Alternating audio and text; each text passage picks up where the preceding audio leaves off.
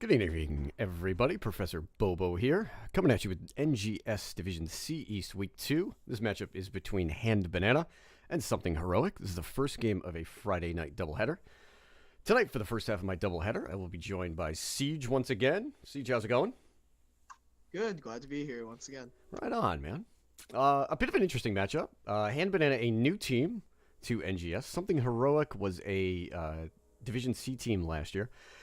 You can take a quick peek at the standings on the bottom there. You can see that there is definitely a difference in record, as Hand Banana has come out of the gate strong with a 2-0, Something Heroic with an 0-2. We'll get a little bit deeper into why that might be happening, but NGS this season per division has increased the number of teams in the playoffs. So while Hand Banana has come out with a strong start, Something Heroic on the opposite end, there is plenty of seasons left to go.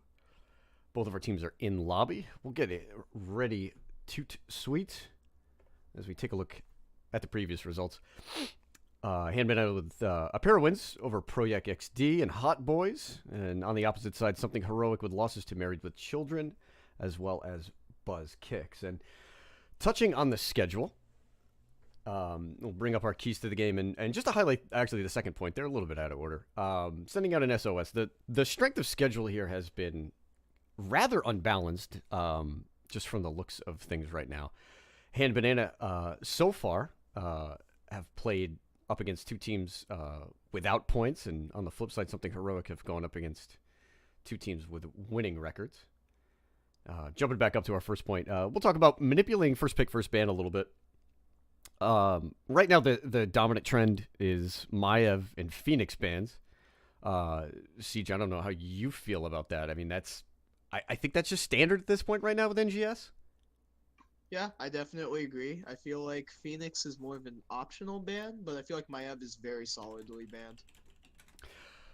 And then the one I think we want to talk about when we're looking to sort of manipulate first pick, first ban is the one thing to keep an eye on is when teams are letting one of those two, quote unquote, dominant heroes through. What is the goal behind that? Are they looking to pick up one of those heroes? Is it maybe building towards something else in draft? Maybe they have a little bit of a pocket strat, and perhaps Maev and Phoenix don't play into that.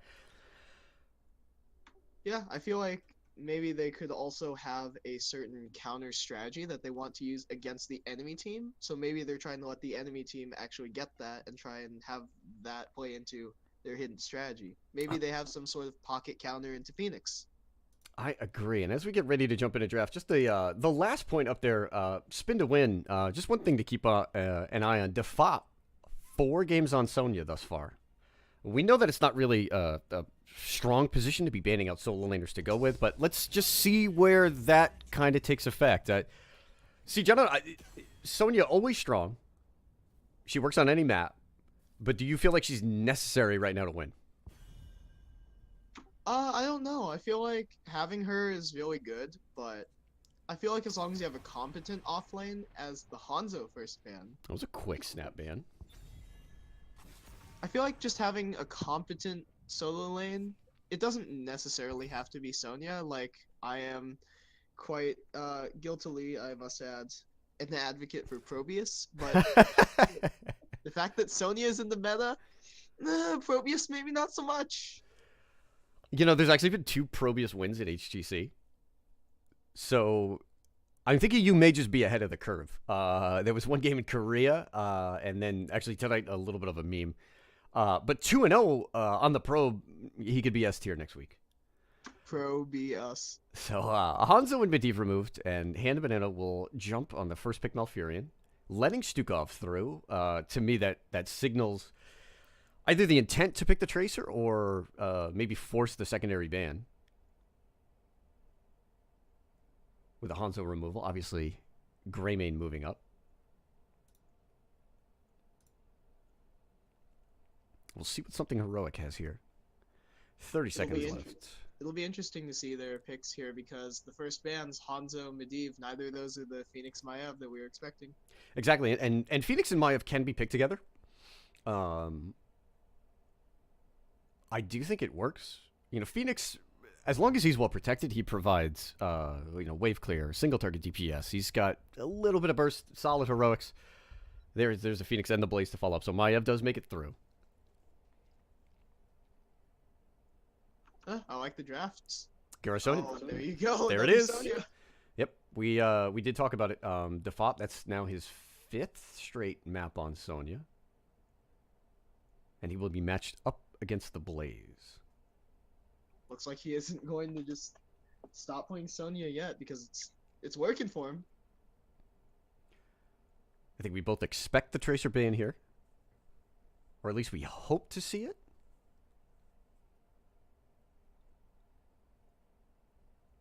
I certainly would not want to be playing Phoenix into Tracer. That'd be a shame because there's a lot of lockdown already on the side of Hand Banana. It will be an instant delete if Phoenix in particular is grabbed. If Garrosh so much as breathes on Phoenix, he dies. They're going deep into this here. Not sure. Is this a generic Greymane ban because something heroic doesn't want it? Jaina. Interesting. A Snap Diablo ban. I like how confident Hand Banana is. I mean, these are quick picks. Yeah, I think it says a lot about the team. I think it says a bit about both teams. One of them very quick to action, they know what they're doing, and the other one want to kind of think it through a little bit. Absolutely. And again, just a reminder, Hand Banana 2-0, something heroic 0-2. Perhaps that's being reflected here in draft. Strong race that is left. Again, Greymane, you have the old-fashioned Vala. I don't expect to see it here. Somewhat unorthodox maybe, but Zul'jin? You know, I really don't mind it. I don't mind it if you don't have to deal with a Tracer from levels 1 to 10. Absolutely. Blaze with the bunker, though, a solid Tracer deterrent. It does require really, really quick coordination. Is the Uther. The Samuro. That's my second Samuro on BOE. Very interesting.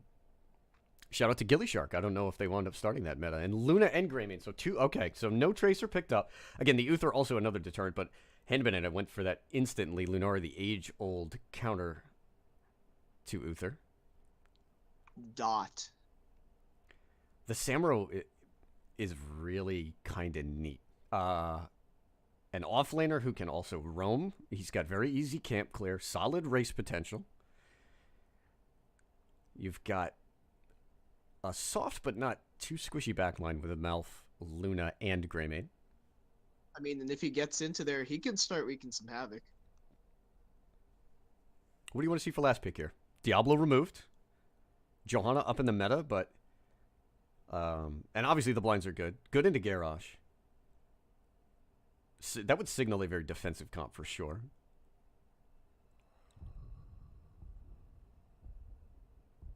I'm looking to just see a bruiser here. I think we could see an ETC. ETC or Joe here. Okay, the Joe. A little bit as expected. So Johanna, yep, adding the obviously adding the blinds. This is a team in Hand Banana that is dominantly on the AA side.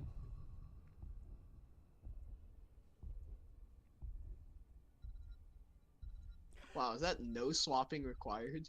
Yeah, you know, I don't know who to pick in this one. I like the Samuro pick. I just think it's kind of neat. I always root for people who have their little pocket picks out there, and they are the underdogs right now, so... And I thought there might have been a chance that something heroic might have gone with a main tank Blaze and offlane Samuro and maybe find another flex in there. Remember, Maiev made it through the entirety of the draft, but now Samuro, again, the opportunity to roam.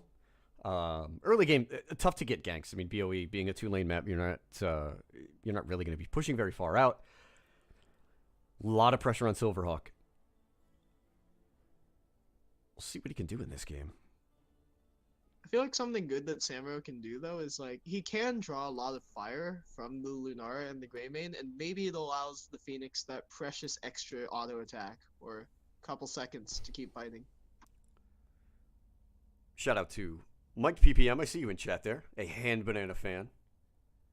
Seems to have the scouting on them. Who else is hanging out? Splorf. I see you, buddy. Hand Banana bringing the fans in tonight. I'm not even going to bother with the straw poll. I think we know where this chat is leading. Once again, NGS Season 4, Week 2. We are coming at you with Hand Banana versus Something Heroic. We'll start here on the right side. For Something Heroic, Guts will be playing the Uther, Eternity the Captain on Phoenix, Terespaz on the Johanna. Malazzo will be playing the Blaze, and Silverhawk is going to be taking the Blade Master. We got, again, our second Samuro game on BOE. The battle begins in 10 seconds. For Hand Banana, Ray will be playing the Garrosh. Sammy YC on the Lunara. Draco will be playing the Greymane Mosher on Malfurion. And for the 5th time in 5 maps, to Fop on the Barbarian. Sonya heading on top lane. Certainly consistent. I mean, if you're winning, why change it?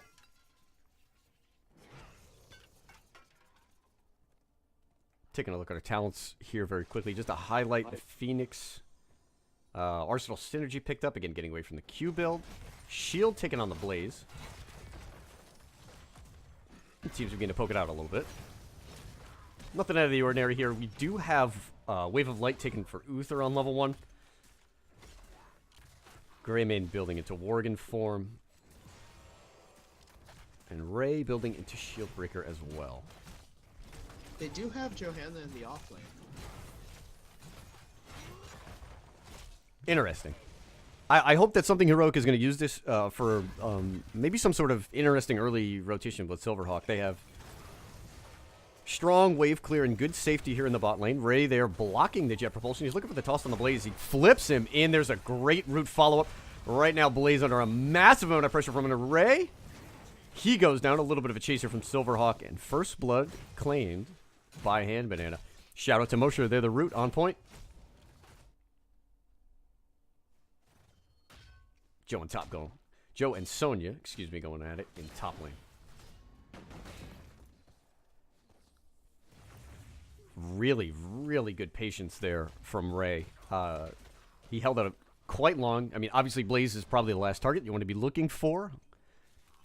But the patience there, leading to first blood. And a very early camp. And the counter here up top. We'll take a peek. Let's see if Silverhawk can wind up securing this camp to Fop in here. He'll be able to survive forever with spin to win. And Terespaz will cover. So Silverhawk already grabbing one camp. Keep an eye on that Samuro, see how it pays off. 9 times out of 10, Samuro is going to claim, what is it, oh god, what's the Merc capturing reward at the end of games? Headhunter, I believe? I believe it is. And big pressure on Ray here. He does not have access to Unstoppable. Good jet propulsion from Malazzo. Guts with the follow-up. Malazzo trying to get out there. He'll jet propulsion out. And the first 2 kills, both on tanks. Yeah, I think the kill's definitely going in favor of Something Heroic, though. Smart play by Draco here. I like the hold. In the meantime, Eternity and Silverhawk will wind up picking up the Shaman camp on the opposite side of the map. So both teams will have opposite sides. Push. Level 4 coming into play here. We'll pop our talents up. Indomitable now picked up on Garrosh. We have Battle Rage and everything along the same lines. We do have the Trent. And keep an eye on Malazzo here as he gets flipped. There's another good combo from Ray. The jet propulsion evades the root. But the Fop. But he's just going to get cornered. Big spear there. Well played. 2-1 in terms of kills. And right now, Something Heroic cleaning up the Shaman camp with Terespaz. In the top lane right now, Silverhawk pushing a little bit against. Ooh, a nice throw into the Immortal Stun. I like what this Garrosh is doing. Ray making moves. There's a root. It'll claim Johanna. Nothing else. Eternity right now feeling pretty safe as Guts positions himself. The halftime show is kicked off. As expected, Greymane wins.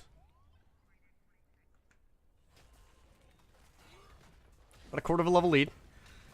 Hand Banana will easily be able to claim this first Punisher. Good a thought here from Something Heroic. They are keeping themselves off on side lanes. They'll be able to keep even in XP. It's about a half shield immortal. Their defense is not great, but Phoenix is going to be exceptional into this immortal. Yeah, all they have to do is just make sure he doesn't die.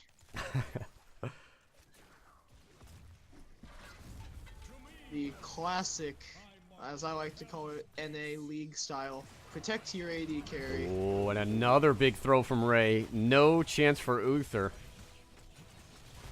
And this Garrosh is just putting in so much work. Yeah, that's the third kill on a throw.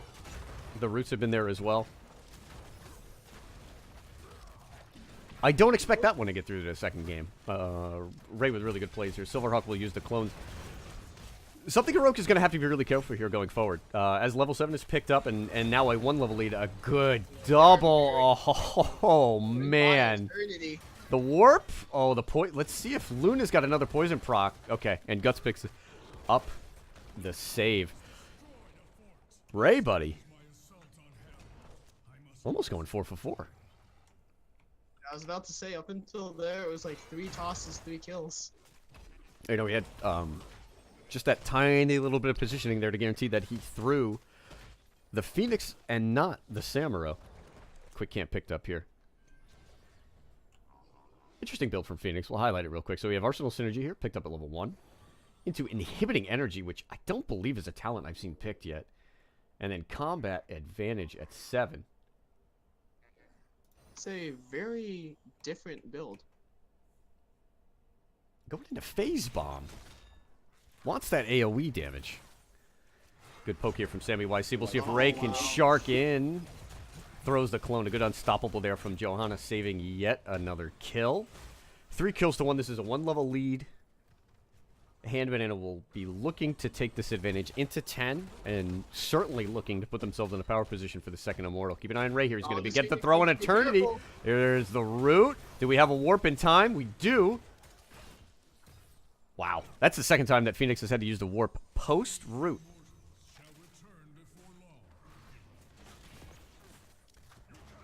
Right now, Eternity's like, shield capacitor, I love you. Ray, I hate you, though. This dude's got throws. I like what he's doing on this Garrosh, and again, every single time he has made a play, Mosher has been there to back him up. Level 10 comes online for Hand Banana. Warlord's Challenge. We have Thornworn Vine. I like that talent. I feel like Leaping Strike is a little bit of a solo queue play. I like the Thornwood Vine, especially in the Uther here. Curse Bullet, Wrath of the Berserker, and Twilight Dream. Hand Banana. Moving in to capture this second Immortal. Another throw. Guts gets taunt. Curse Bullet. Don't even need the root with the taunt there. 4th kill. Mike PPM, I don't think Ray's going to let Something Heroic shut this Garrosh down. Ray is on fire. Silverhawk There's is... simply nothing that Something Heroic has been able to do here. No, and they're going to have to keep pestering the Garrosh. And again, this is post-10. They're going to have to keep pestering the Garrosh with the Samuro clones. And that's certainly not the way that you want to play it. You want your Samuro to be off in different lanes. But I have a feeling that if Something Heroic is not able to keep 2 Samuros, if you will, around the Garrosh at all times, this game is just going to snowball hard. This is a full shield immortal. Expect the fort to go down. 1 tower already removed. Could be threatening a keep wall at the least here. Yeah, I liked the idea of having the Samuro clones around to maybe, you know, mess up the Garrosh throws a little bit, but then you lose just so much of Samuro's value.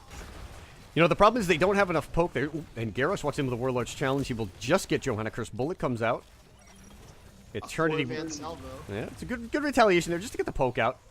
And now Eternity is in huge trouble. He is going to get stunned by the Immortal as well. He will eat the root. There's something heroic here. We'll have to give the fort up eventually to Raspaz. Wow. Oh, very nice. He dodges the T-Dream with the falling sword. Uther using Divine Shield. Does he have enough space to get out? The root goes out. Uther grab. There's the flip. You know, if Ray's not going to get you the first time, I think he's going to get you the second if you're going to give him that extra opportunity. Uther goes down 5 kills to 1. This is now a 2-level lead. Handbanana closing in on 13. Keep wall goes down. Silverhawk getting chucked. And He's gone. this is getting gross. Somebody stop that man. Does he have Eternity here? The warp goes out. He taunts to Johanna. There's another Joe throw. Curse Bullet comes out, followed by the Root. 7th kill. Something Heroic is gonna have all of eternity to think of that one. Okay, I see you. I see you there. The falling sword dodge was pretty cool, though. You know, to be honest, I didn't actually see that talent picked. Yeah, I feel like they picked it literally, quite literally in the nick of time.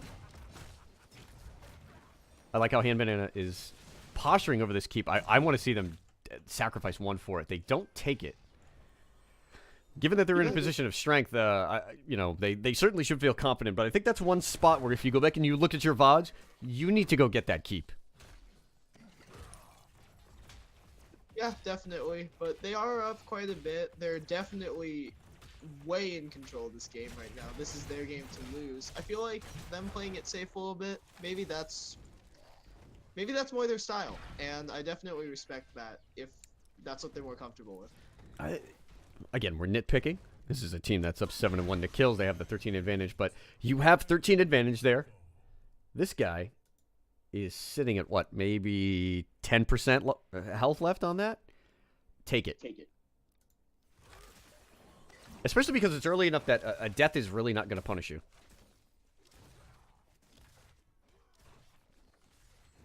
Yeah, I definitely agree. But this way, they're playing very safe. They're 100% and in control of a nice invade.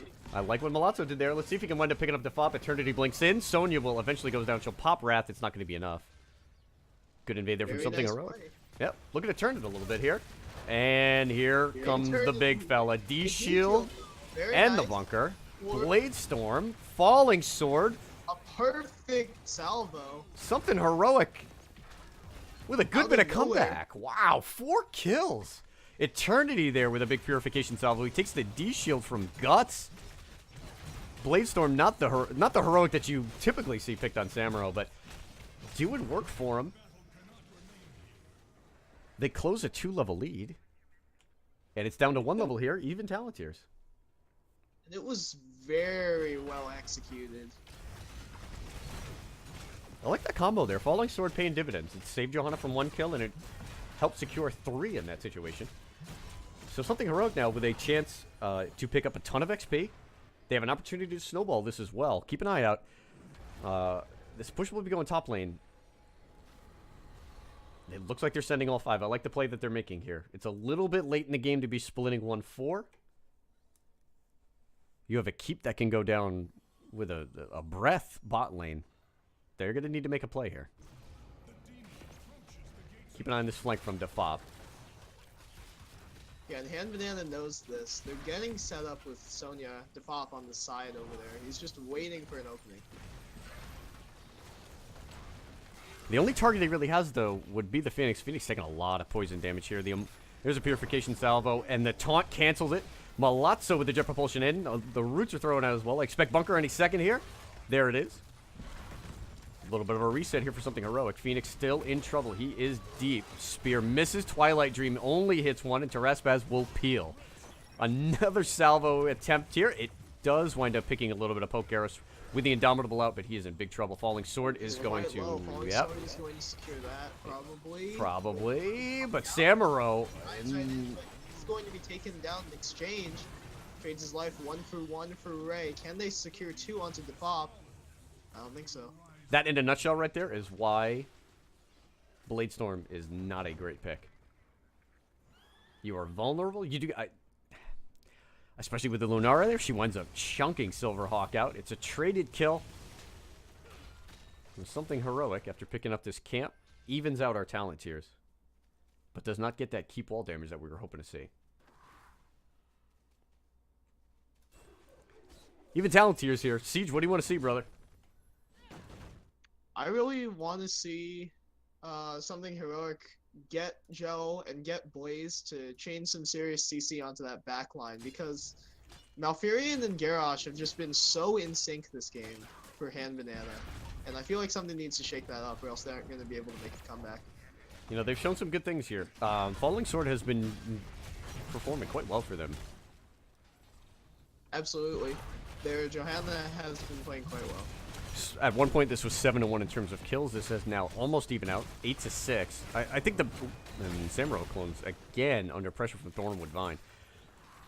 Taraspaz here. Postures for the fort, does not take it. Going back to the previous point, what has absolutely benefited something heroic here is that they have not had to fight in lane. That's where a lot of the early kill pressure came from Ray on that Garrosh. And a big invade. Ray walking up. The poke, Defop was a little late there. I'm just going to set for Immortals here. Keep an eye on Ray. Something heroic doesn't take the bait. You have to be very careful, because Hand Banana's race is much better, I feel. Maybe not quite much, though. Yeah, actually, they Solid. evened it out like quite a bit. Mm-hmm.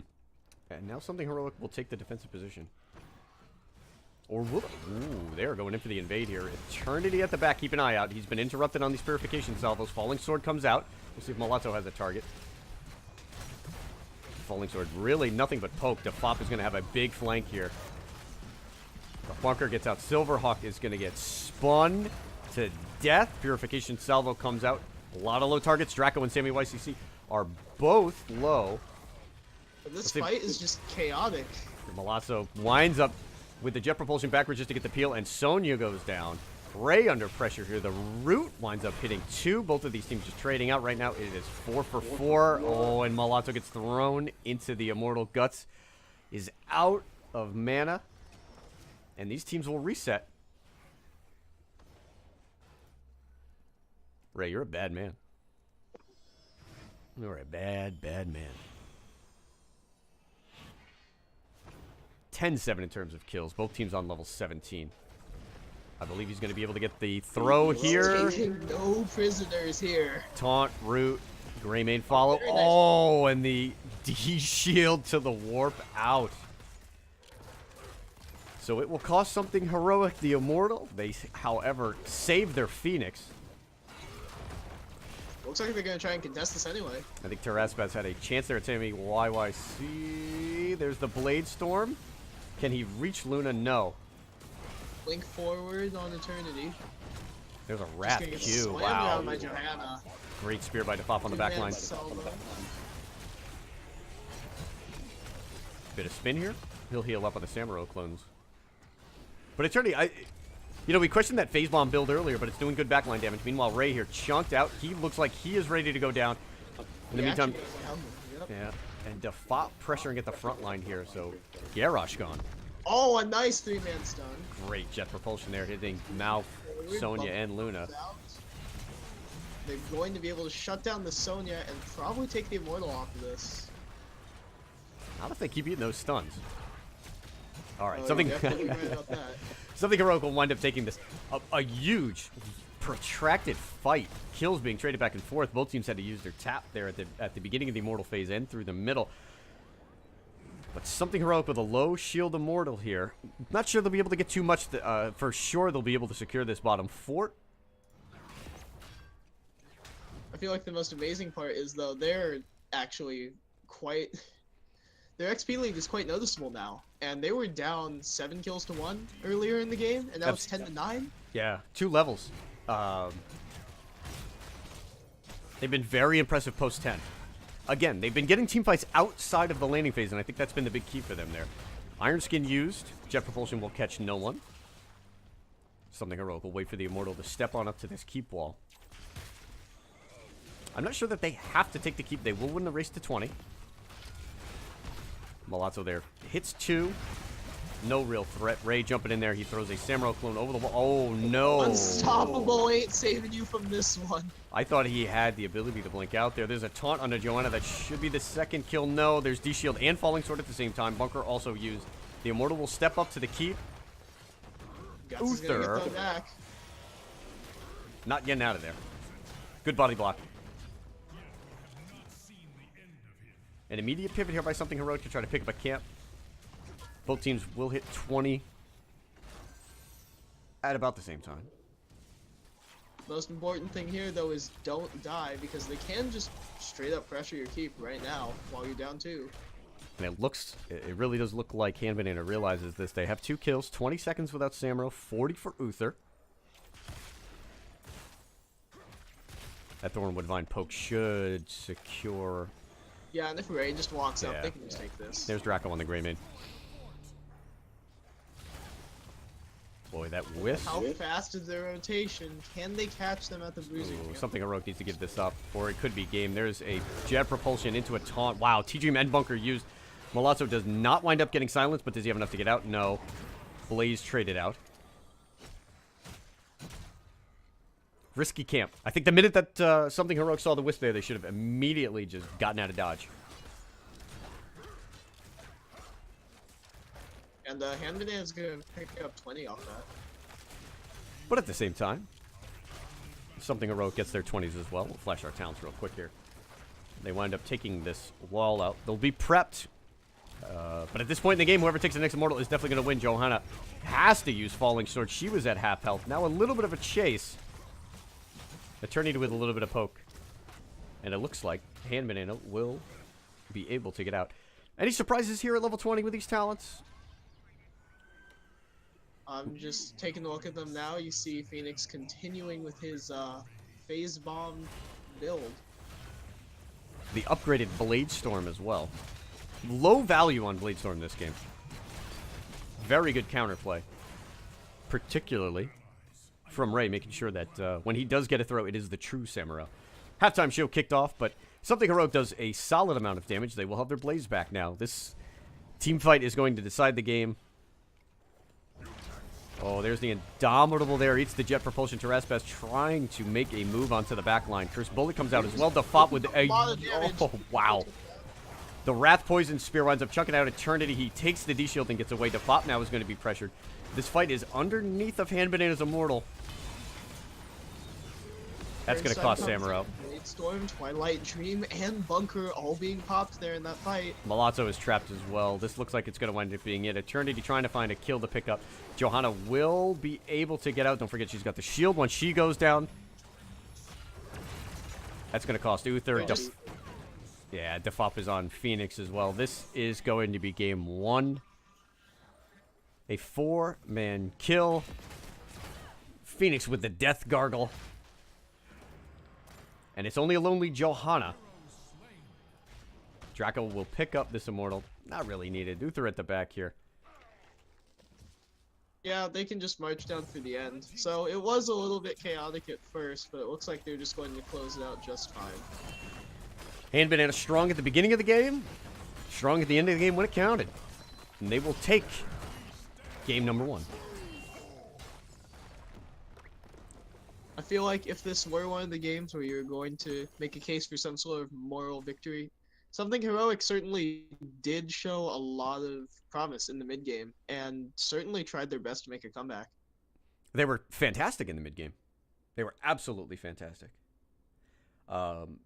Certainly, you know, there's always a couple of adjustments to be made here as we look at these stats.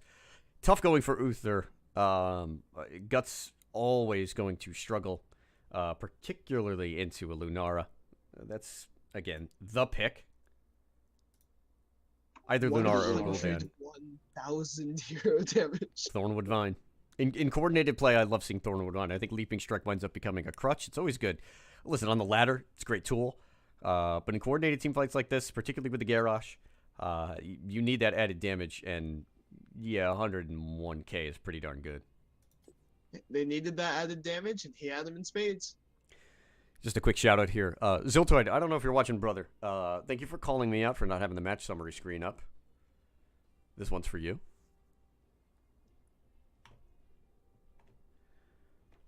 We're going to get our lobby queued up. Game 2 is going to be played on Towers of Doom.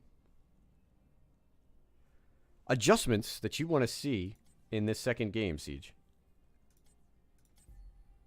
I'd like to see, I guess, on the side of Hand Banana, a bit more control throughout the mid game, because their early game, fantastic. Ray was a monster. Mid game, they fell apart a little bit. They definitely left the door open for something heroic, but then they slammed that door right shut in the end game.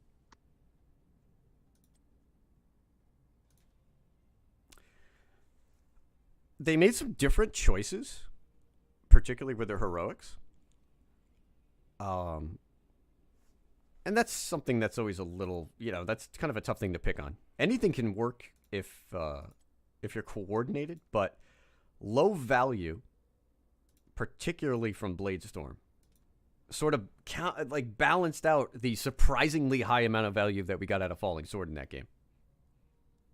Yeah, and I think that I feel like since our eyes were more on Samuro that game, maybe we're overreacting a little bit to Bladestorm, but yeah, there just really wasn't much value to be found there. It's very tough. It's great when you can use it as a tool to sort of guarantee kills, but if you're trying to engage with it, it is really, really difficult for sure.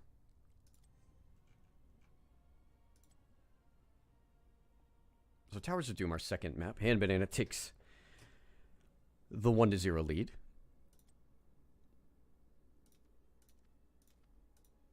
I feel like there also just wasn't that much damage coming out of the side of something heroic. They had a lot of really nice tank plays, and their mid game was really good, but I feel like their damage struggled quite a bit there. Samuro didn't get much value. Eternity was literally like always running away from Sonya and Garrosh, so not much to be had there. Yeah, he had to eat a lot of D shields. We were really not able to see like an offensive D shield. That certainly might have helped out. In fact, Purification Salvo got canceled a number of times in the early game. His salvos looked really good though. When they were able to fire. Yeah, he got consistent value. He was always hitting four targets, and the one thing about Purification Salvo, if you're not aware, it goes on a 10-second cooldown if it's interrupted, so it's back quickly. But we were not able to really see like Bladestorm and Salvo clicked, at the same time, right? Like I think that would have been the dream setup. Can you get Falling Sword, Jet Propulsion, and then your 2 DPS heroes able to press the R button at the same time? And the Garrosh is always going to sort of prevent you from doing that, but maybe you can use an offensive D shield in that spot. It's a tough play, but if you're going to make this kind of draft, particularly with the Samuro, the execution has to be on point. And while it was exceptional in the middle of the game, at the end there, it just fell apart a little bit.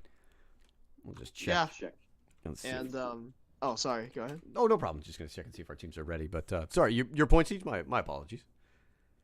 Yeah.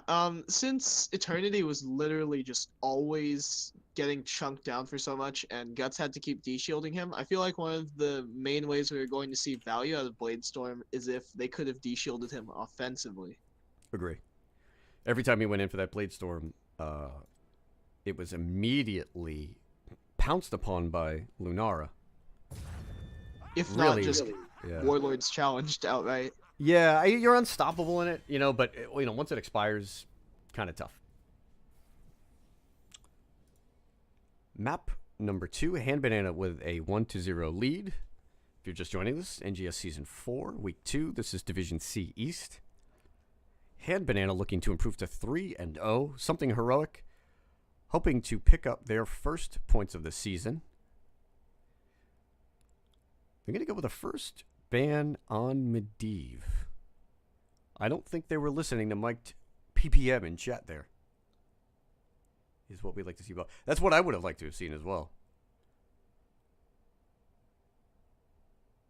A Tracer ban. So Maiev and Phoenix make it through.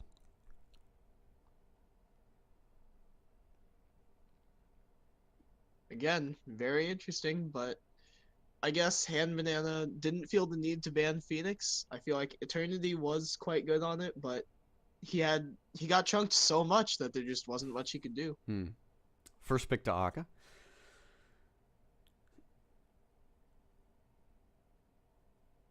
Malf Diablo. Okay. So, Maya Phoenix make it through. Garrosh makes it through. None of those heroes picked up. We also, yet again, do not have Stukov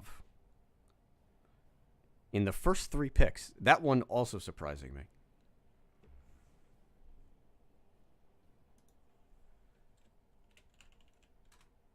As unorthodox as it might sound, on this map, and I particularly love this map because I enjoy playing mages, I'm always going to root for, hey, can I maybe see a Chromie, or can I maybe see a Nova here? Because I always think those characters are really fun to watch. Phoenix picked up here for something heroic they will go back to, and I expect to see Eternity on that hero yet again.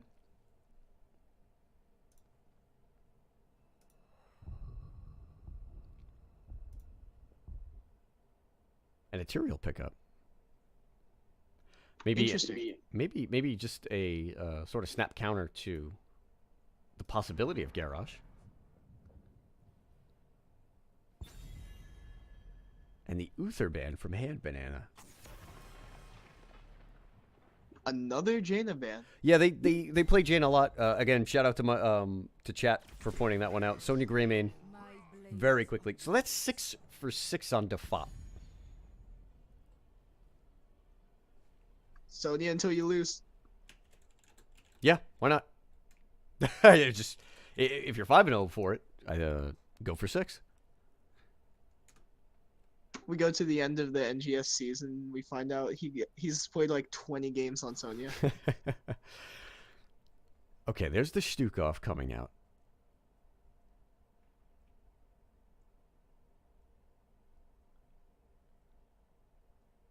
There's a decidedly short on CC is the comp here from something heroic. Right now, Yeah, you only have that Dahaka tongue and Stukov who needs some setup. Okay, Junkrat. So they go with the displays. I like the idea of Tyrell, but I'm not sure if I would have taken him over Blaze. And the Chromie! There she is.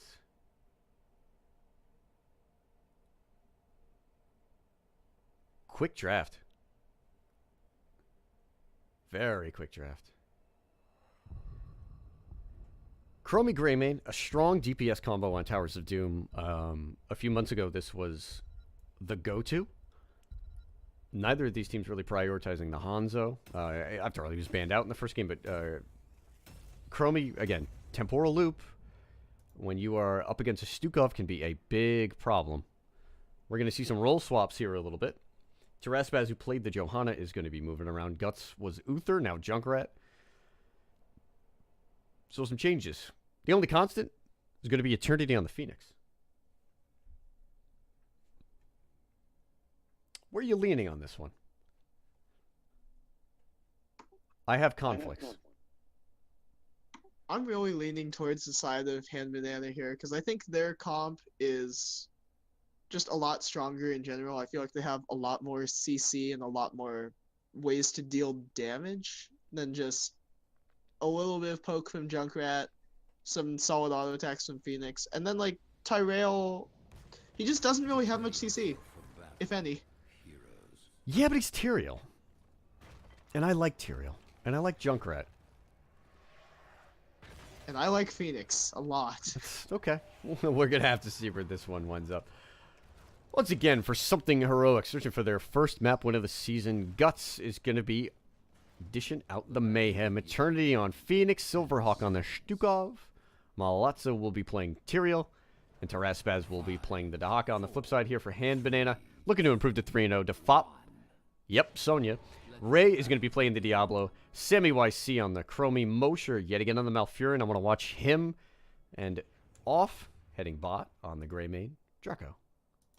So some consistency here in the draft for Hand Banana as something heroic chooses to sort of make a couple of changes, get some more comfort picks. It'll be interesting to see the synergy this game from Ray and Mosher again, see if they can get those Diablo flips instead of the Garrosh flips into the Malfroots. The two of them were fantastic. Oh. The hunter finds himself a Lord of Terror in the jungle. Yeah, Mosher and Ray leading from the front.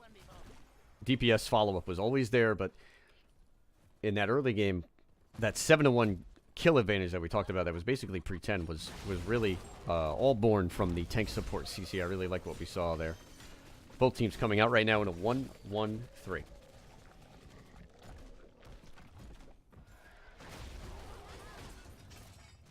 And this Junkrat is quite annoying early on.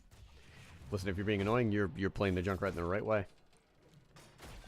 That's another trap that Ray winds up beating. Both teams will wind up moving for their early sapper camps. Just about everything even here.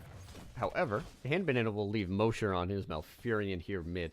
We'll see if they wind up picking up a little bit of extra XP. Looks like they got a quarter level lead so far.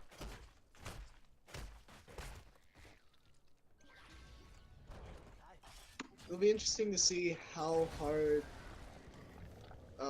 Guts on this Junkrat can pressure this bottom lane, because that's a lot of wave clear. It's very, very safe poke most of the time. And it does a surprising amount of damage. You wouldn't expect that one little grenade to do so much. Yeah, especially against a Chromie here. If he's patient, you know, you can throw out 2 or 3 frag grenades every time she's winding up for a spell. Diablo under a little bit of pressure here. Malazzo does not. Okay, there is the Q out. My apologies for not seeing that one. Quick rotate down here from Eternity.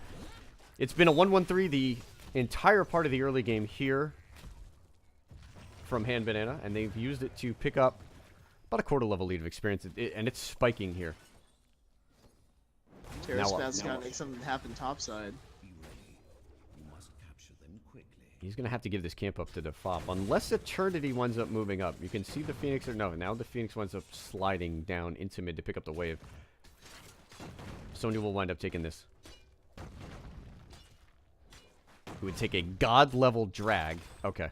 You would have to drag, hold Sonya off the point, and then somehow find a way to maneuver yourself into Dahaka. The fight will be bottom lane here. 4 members of Hand Banana are down. Malazzo, he's body blocked in by Ray. Well played.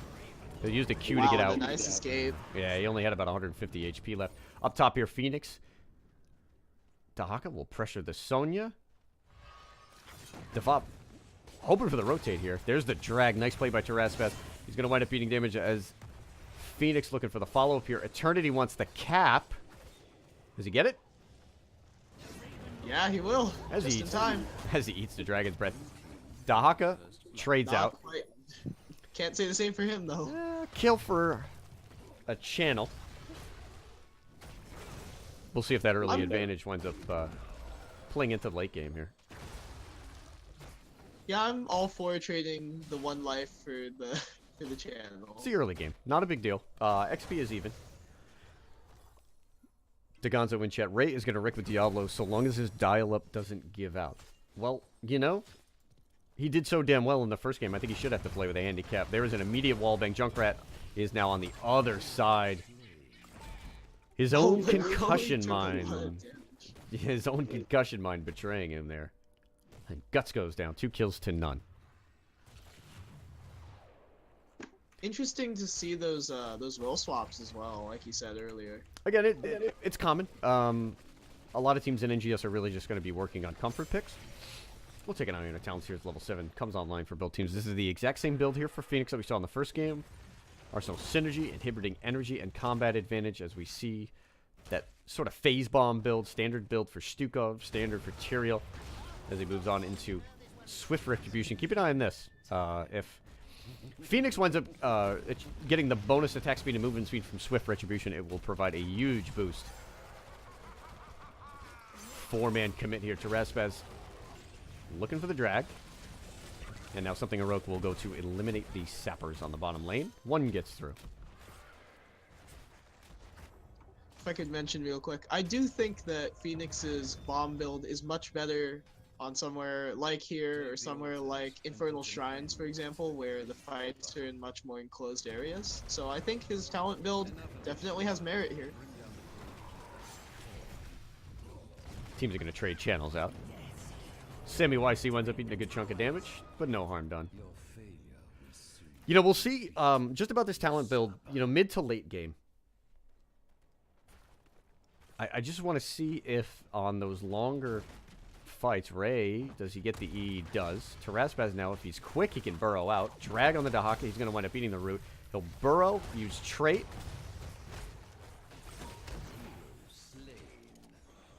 And Ray winds up confirming the kill on Dahaka. Every cooldown attempted there, but could not keep him alive. Yeah, and just very good team play, a very nice rotation from Hand Banana. But Good they are actually down in XP. Yeah, that's going to... I mean, that'll wind up trading it. Significant in that both teams will wind up hitting 10 at the same time. Good aggressive play from Ray here. Wind up getting the extra Q on Dahaka to confirm that kill, interrupting that global attempt. Keep an eye on top here. Eternity looking to trade out with Defop. Not sure if that's a trade you really want to take, Phoenix. I don't think he has warp right now. Can he get one more W? Over the wall? Uh-oh. Oh my goodness, that was boy. almost tragic. Oh, and it is the Terraspaz. Vengeance for Terraspaz. Sonya goes down. Eternity will wind up grabbing this top Merc camp. Right now, if you look at these walls here, some tower damage here on the side of something heroic, but no damage. The Steppers will wind up getting some value here. 10s are picked up for both teams. We see Purification Salvo, Flailing Swipe, Sanctification, Rocket Ride,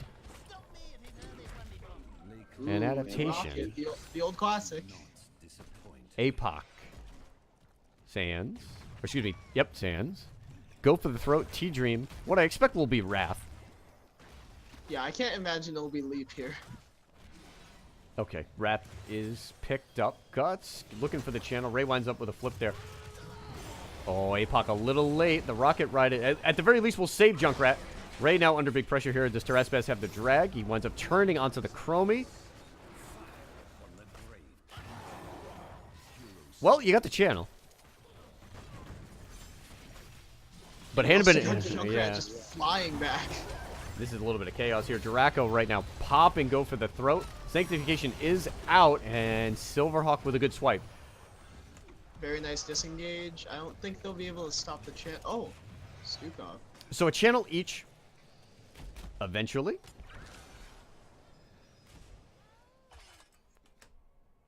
God, Junkrat's a pain. Isn't it great?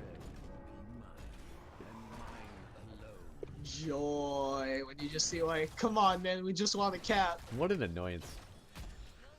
Diablo's Soulstone is complete. We'll keep an eye on that for Ray. Questing talent's taking a little while, though.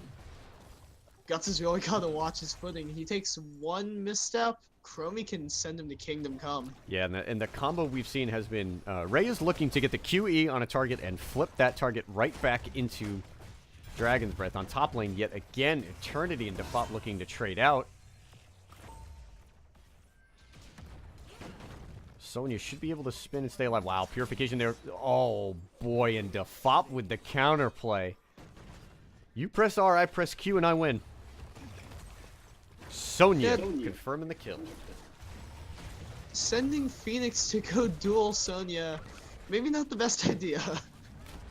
I thought he had it there. I think if he gets Salvo off, I think he actually might wind up getting that kill, but that's just a great spear.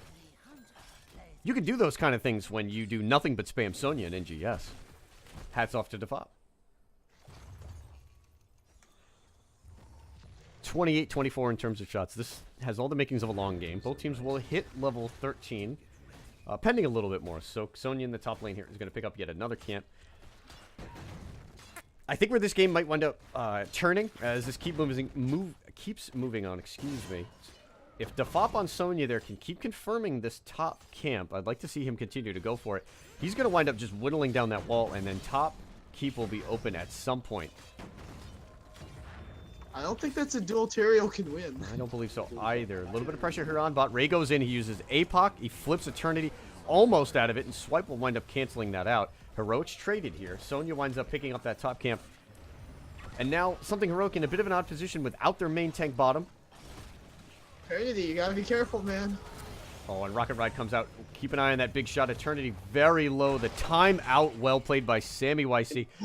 The total mayhem. Eats the mayhem shots, but I think Rocket Ride certainly would have finished that Chromie off. Wow, and meanwhile, Malazzo trying to get in here to FOP. Just oppressive with those QW combos. Sanctification winds up getting thrown. Ray with 100 souls is all the way at the back. Are they going to wind up getting Dahak? Oh, boy.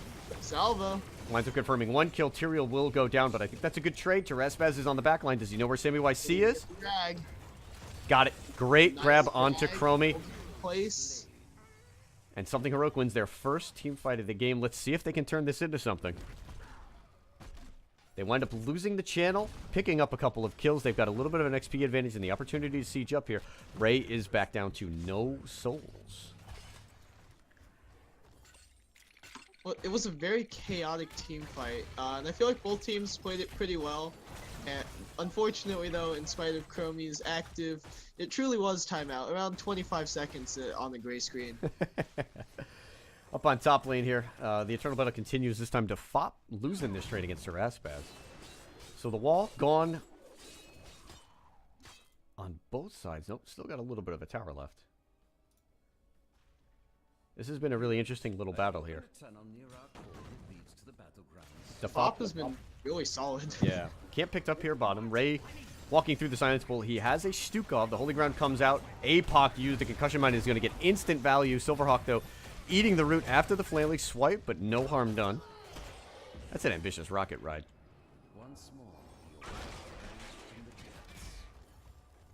Not sure that one was intentional. Miscalculated, if you will. 3 shrines at the ready. Junkrat hops back on the rocket, winds up top here.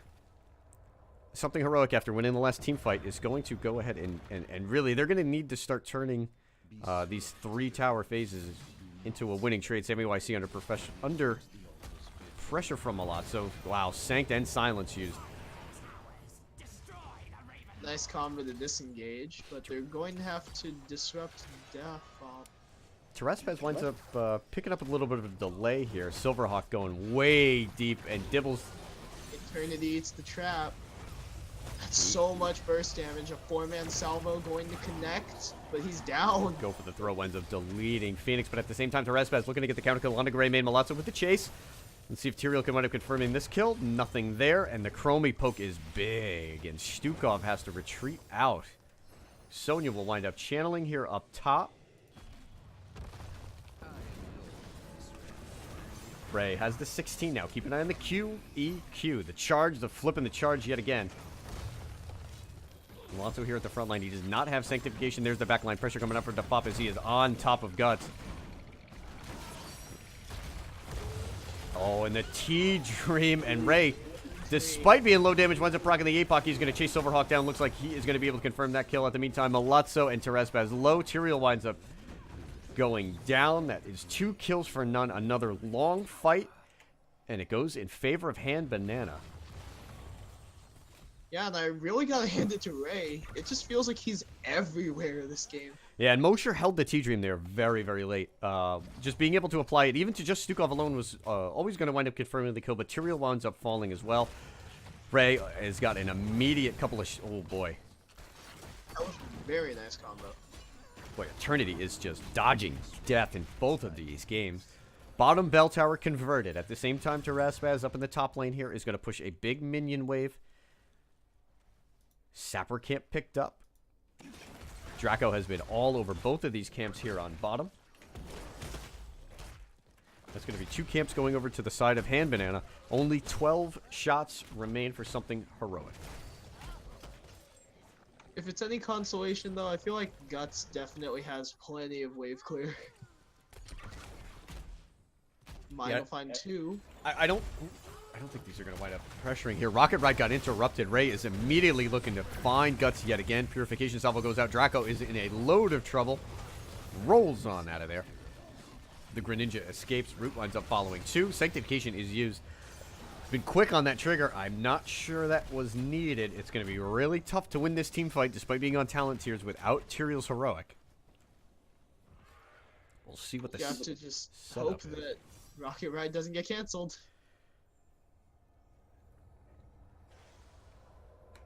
Sonya just gonna PvE it up on the top side. There's the charge in. Ray winds up getting knocked out.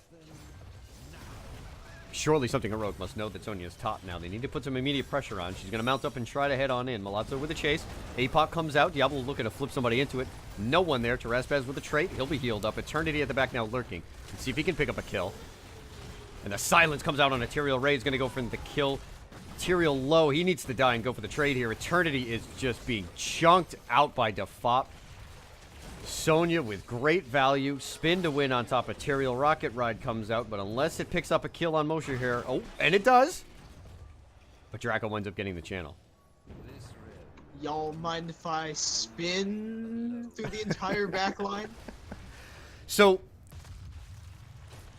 I believe that's the second time that Defop has been on the other side of the map. He picks up a camp. Something heroic now looking to defend. There's spread volley from Junkrat trying to push off here. Are they going for boss or top bell tower? Looks like boss. So just getting back to our previous point.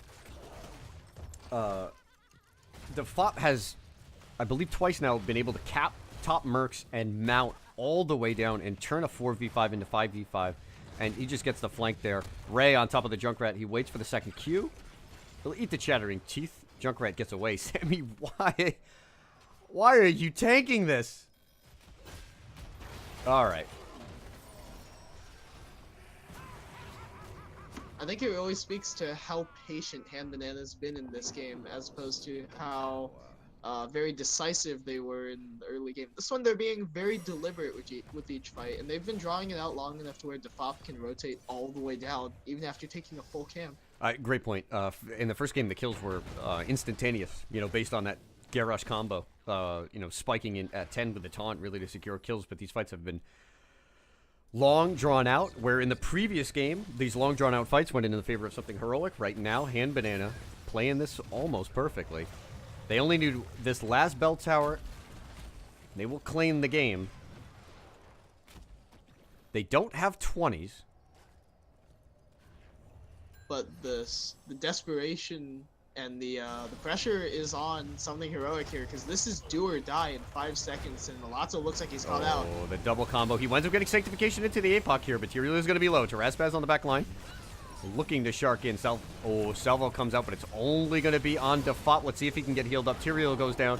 Spin to win on the back line on Silverhawk. Tyrael does not get a lot of trait value. That is 2 kills, 3 with Defop confirming. Rocket Ride will get a little bit of delay. Keep that timeout up. There we go, Sammy. No tricks that time.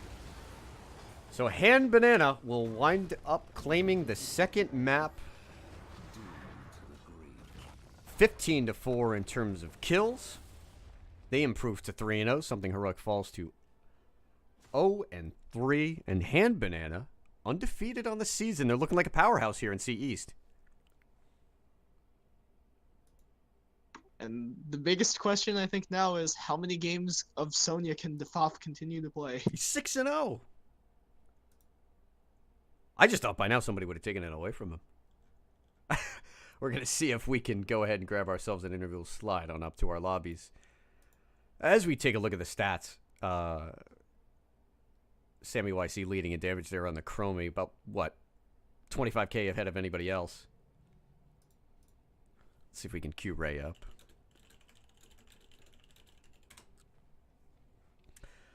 Some other things that jumps out here. Tough goings for Malazzo on the Tyrael. Pressured into using Sanctification multiple times before the objective phase, and I'm not sure that would have been it. I'm not sure that staying alive was going to, or excuse me, holding Sanctification would have swung the entirety of that game. Remember that. Oh, hey, Ray, what's going on there? But yeah, being forced to use Sanct was a big issue. So congratulations, you guys improve to 3-0. Yep. And 6-0. Yep. With that Sonya. Oh yeah, we run Sonya a lot. It's It seems to be the linchpin. This is the first time I've had you guys on. Tell us about your team. You guys are new to NGS. You were featured in Oracle as well by Tempest, but talk to us about your early experiences here in the league. early experiences, we really we've really been enjoying ourselves. We were just looking for something a step up from Team League, and this seemed to be it. We initially registered for an EU league Really? because we were so excited for something like this, but Because then oops. yeah, I wasn't paying attention that it was EU, but whenever we found out that there was a post about NGS on the subreddit, we felt like we had to join, and it's been a blast. Absolutely, man. So, one thing I definitely want to commend you guys on, for sure, has been the very, very strong connection between yourself and Mosher. You went with you went with the first pick Malfurion twice, and it certainly has worked out for you guys. Hmm. Yeah, Mosher, Sammy, and I have been playing since before HOTS 2.0 came out. I started playing last January, but we really sort of stuck together and we really sort of connect. And we know how each other plays. Like Mosher can tell when I'm going for an engage, or I can. It it's pretty seamless in terms of communication between us all. Very, very well played. So in the first game there, the Lunara worked out really well for you guys. Certainly in the Uther. Our note was that it looks like you guys excelled in the early game, but you had a little bit of a bobble in the mid game there. A strong comeback from something heroic. Talk to us through the mid game there. What are comms like? What were the adjustments that you guys made in order to secure that victory on BOE? Uh, so pretty much our plan with our Garrosh comps is to blow up.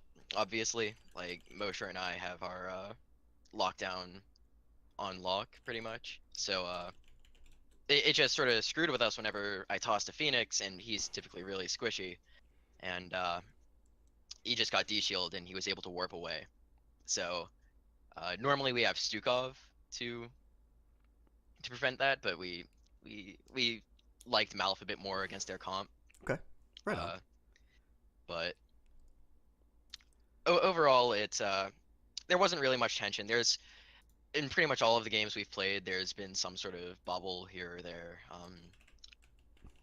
But we're pretty good maintaining our momentum. Right on. Siege, your floor. If you have any questions for this fine gentleman.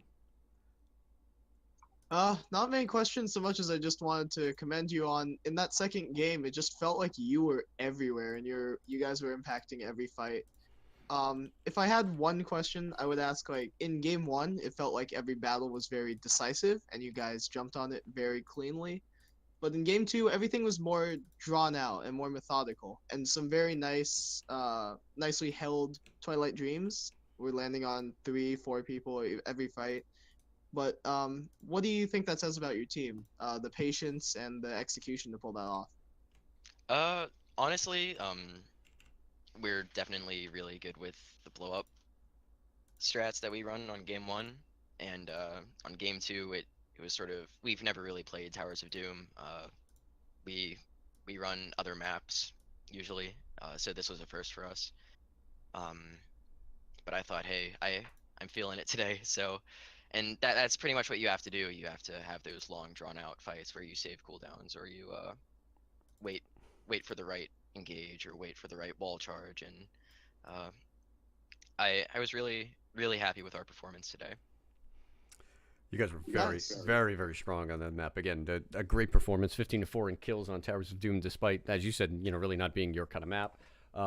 So we're gonna let you go. We'll give you shout outs in a minute, but just looking forward, have you guys had a little bit of time to scout? Where do you think you're ultimately gonna fall here in Div C East?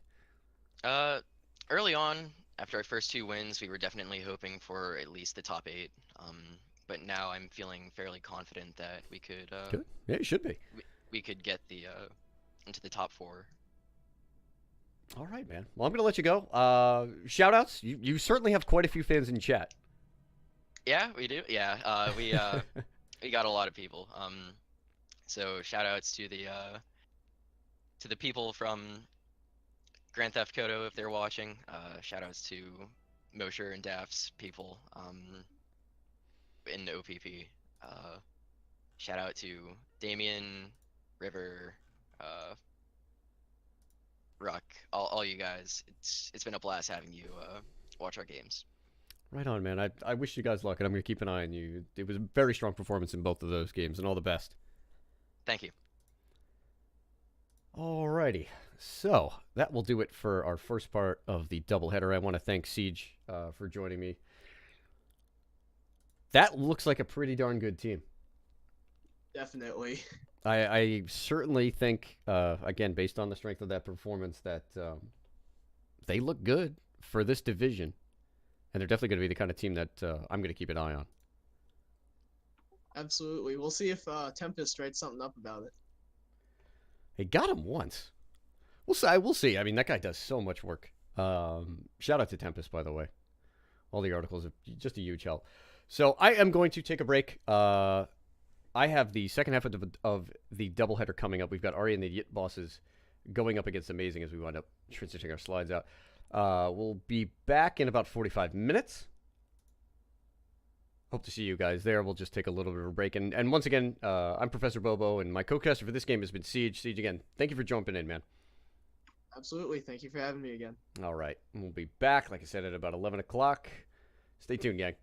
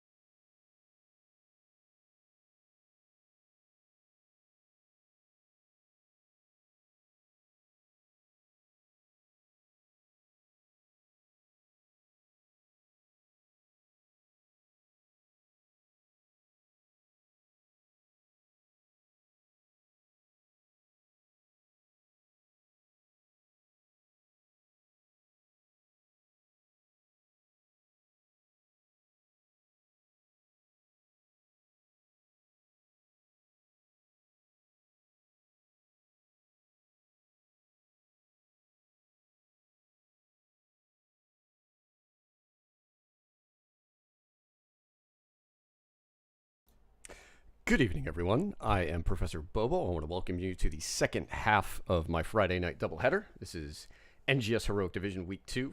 Aria and the Yit Bosses going up against AMEIZING. We are headed to Towers of Doom for our first map. Second map is going to be played on Infernal Shrines. Looking forward to this one. Two teams that are equal in the standings. We got the Crawler there on the bottom. They're both sitting on 4 points here in Heroic Div. Amazing with a little bit of a game advantage. In addition, both of these teams have some previous results that are shared.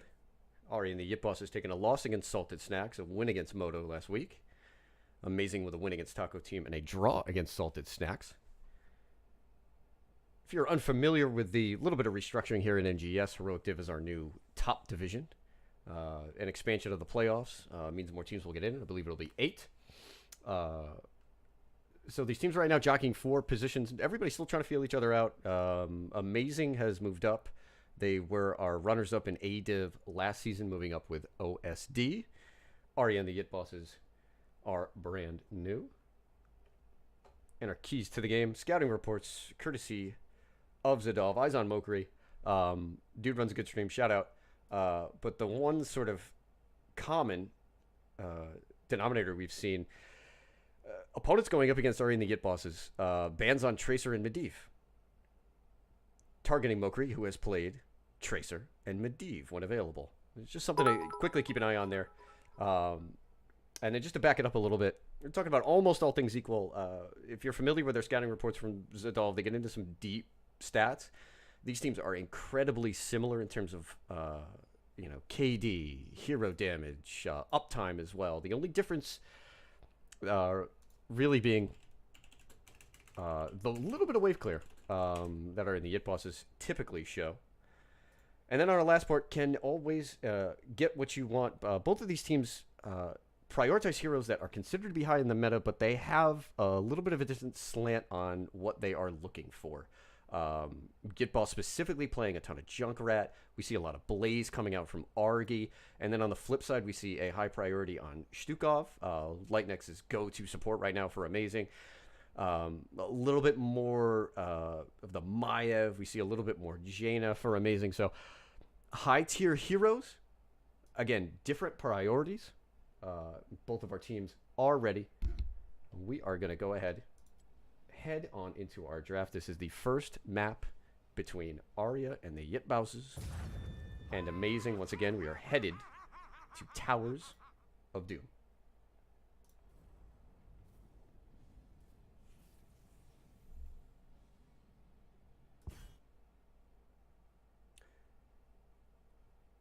So for Amazing, we've seen early bans on Malfurion. On the flip side, we've seen Medivh and Maiev, prioritized by Aria and the Yit Bosses. They will have first bans staring at that Medivh already.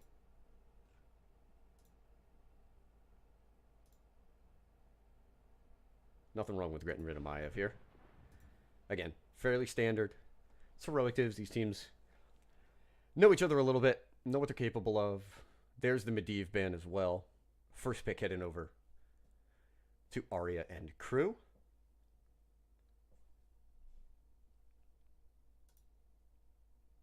Axon, thank you for the cheer, buddy. Much appreciated.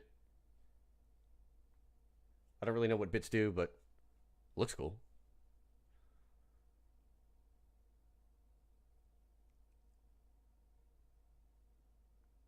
Here on TOD, especially with the Medivh gone, I think we can certainly expect to see one, if not both, of the high-tier supports off the board, Malfurion and Shtukov.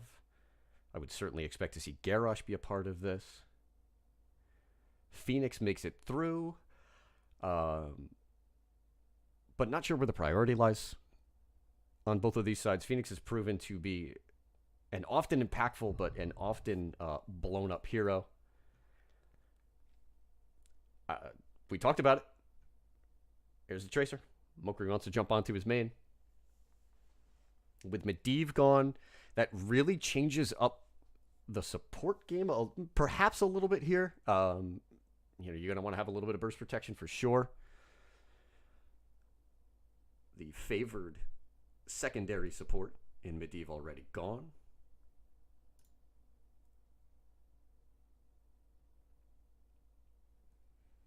Immediately countered by the Varian.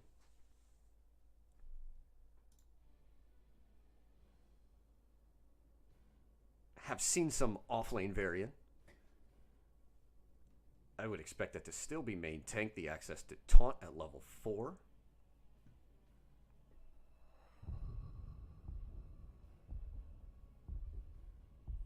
We'll have to see what Amazing wants to do with their second pick here. Ganjo makes an appearance. So Amazing going away from the Stukov, which they have featured, I believe, in every one of their matches thus far. If not picked up here on Aria's side, I would expect that to be the ban. Garrosh and Mouth picked up.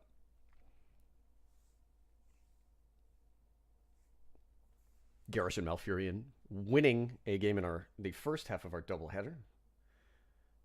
If you were here for a Division C matchup, Hand Banana using an exceptional combo between Garrosh and Mouth. Taking game 1 from something heroic. Also used a Malfurion in game 2 as well. 40 seconds on the ban here for Amazing.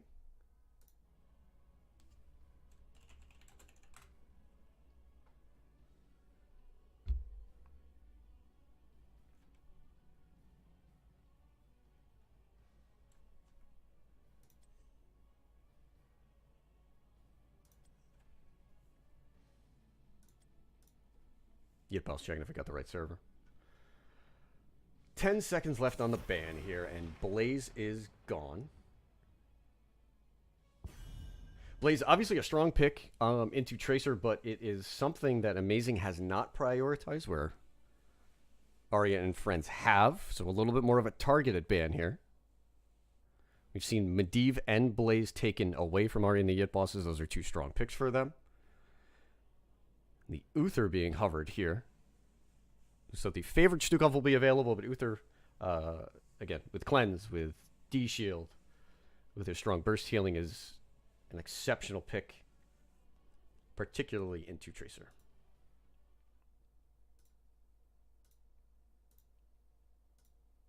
Accent, bits get me on the stream leaderboard, or should I say bit gets me on?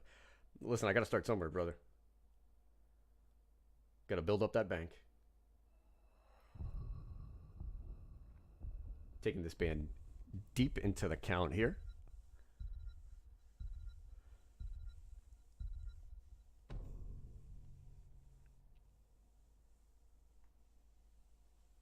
Hanzo is an attractive option into Garrosh. Obviously, would not have a good time against the Tracer. Again, Phoenix left up.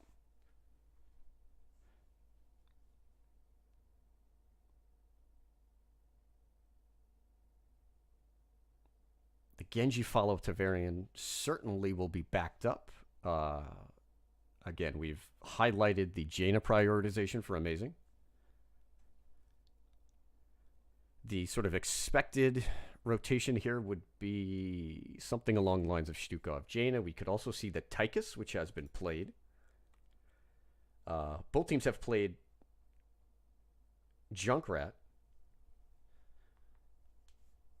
He would fit as the wave clear option on either side. No pressure to take a support here.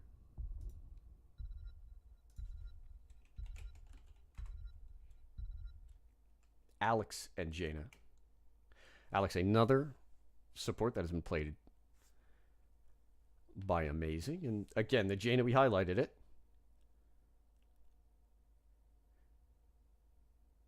The slow, strong into Garrosh. The burst will certainly serve them well, following up on that Varian taunt.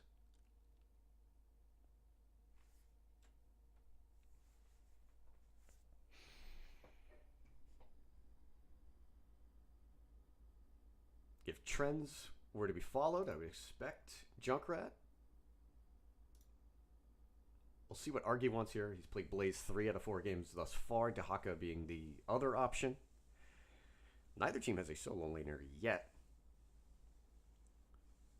Sonya falls off here at higher levels of play. Their susceptibility to lockdown can be a bit of a problem. Dahaka the Global, always strong here on TOD. Junkrat Dahaka, again, as expected. These teams kind of just sticking within the range that they have carved out for themselves here in the early part of the season.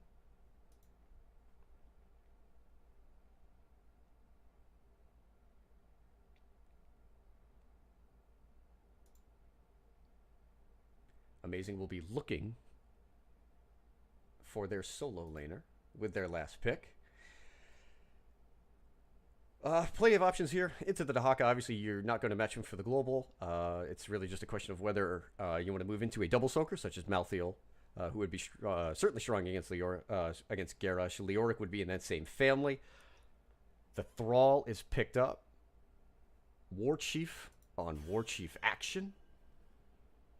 Kaizen moves into the Thrall. NGS Heroic Division Week 2. We have Aria and the Yitbouses here on the left side. Amazing here on the right. Game 1 on Towers of Doom about to kick off. Strong drafts from both sides. Again, not really deviating from what either side has gone with. The Thrall pick is interesting. Specifically into Junkrat. One thing that we have talked about on previous casts, if you pick Thrall, you are almost always trying to figure out, well, do we want Earthquake or Sunder? And Sunder is a way to just instantly stop Riptire. You will just break the channel on Junkrat and cancel that out. However, I believe Earthquake is at this level the more common pick. I don't, chat, help me out. Let me know what y'all think.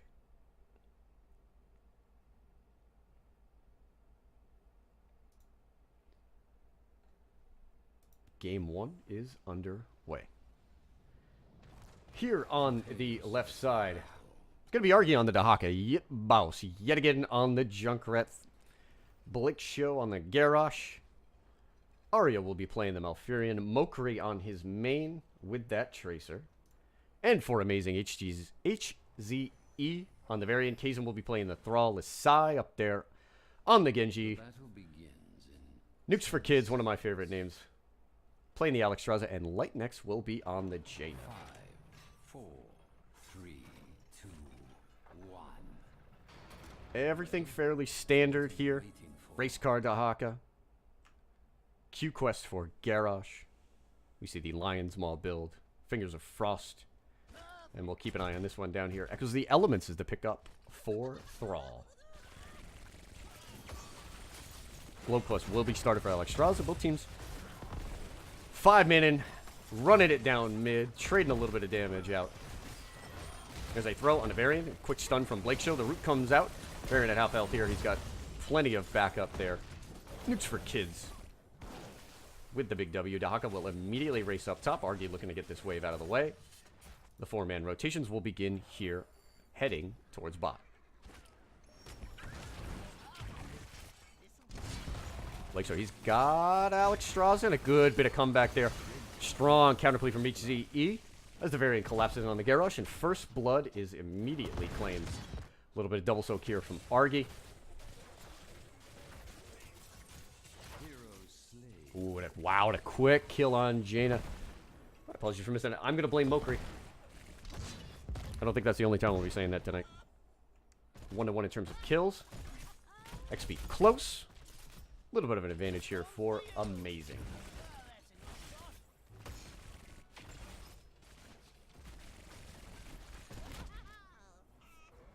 Keep it on the XP here. Alex down on bot lane.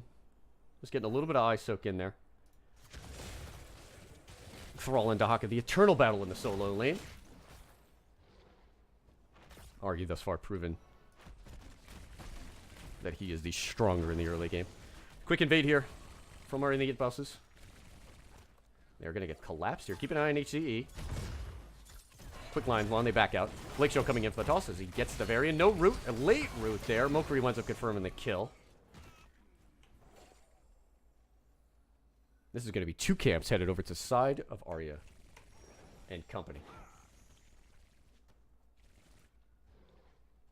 Keep an eye on Argy here. Lightneck's thinking about trying to get some of that XP back on Jaina. 2 kills to 1 level 4s online for both teams as expected. Taunt, you see fairly standard builds. Genji building into the E. The orders will rise shortly, heroes. Be ready. Jaina with fingers, and I would expect Q and Q. Building into that Frost Shard. Lightneck's looking to get some poke on the Yit boss as Lisai is there. Deflect down. Mokri is immediately taunted. Good collapse from HCE. Lisai is going to pick up the second part of that kill.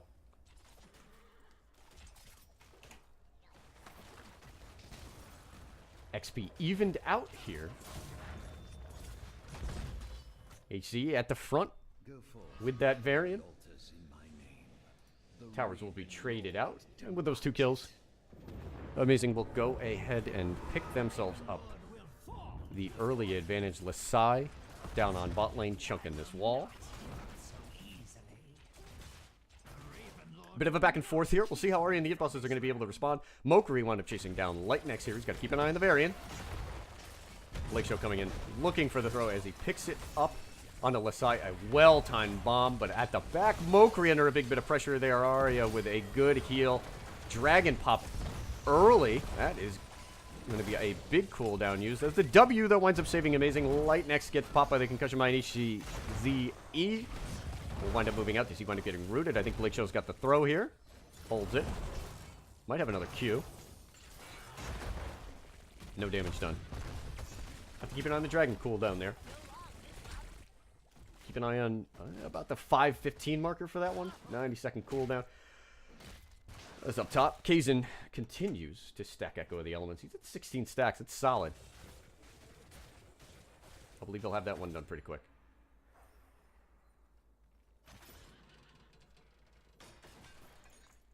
Oh, look, a trap. Mokri under a bit of pressure. Dodging the wolf. rising heroes. Do get ready. See if he's got that pulse bomb. Look in there. Great throw. Blake Show ends up finding Genji. There's a swift strike out. The pulse bomb on the ground. May chip a little damage on HCE. Argy with a great pull. And Jaina Blizzard is not going to wind up saving that variant. Be swift, heroes. Do not let the Gravekeeper's cronies Top altars are up. Strong positioning here from Aria. They've got a choke point mined out with help from the Junkrat. Lightneck's on the back line here. Looking to put some damage on a Mokri. Lisai straight down. Mokri seems to know it there. Jaina in big trouble there. Looking to pick up a little bit of damage, trying to get the counter kill on Yit boss. It does not go through. Jaina is gone. And Aria now trying to figure out how they can go in there and grab that second one. A quick taunt coming out from HCE. Lisai on the back line there. Jumps out. Does he have the deflect? Does not matter. As Mokri cannot secure the kill there. Aria and the Yit boss is quite low. I don't think they're going to have enough to push in for the channel here. XP even. Junkrat just being Junkrat. Keep an eye on that trap. Lisai eating 1, 2, and 3 frags. Level 7's online for both teams. XP again. Even. Both camps up. Blake Show has himself a look at Jaina there. Misses the stun. Pops Indomitable. Keep an eye on nukes for kids there. This camp is not going to pressure our Frosty Mage. Blake Show just missed that Q. If he had that, I believe he certainly would have had the follow-up from Yit boss. Right now, Aria looking to see if they can go ahead and pick up this camp. HCE threatening Mokri. Holds the taunt. Not a lot of follow-up there. Aria and the Yit boss is split. Split Amazing. No damage done. Argy now under pressure. This is a fully stacked Thrall. This is going to be a big problem. Race car to Haka trying to get out. Lisai is up there. The wolf misses, but HCE comes in for the taunt. That's a dead dino. 4 kills to 4. Amazing will reach level 10 first. both teams will have their 10s for the next objective phase.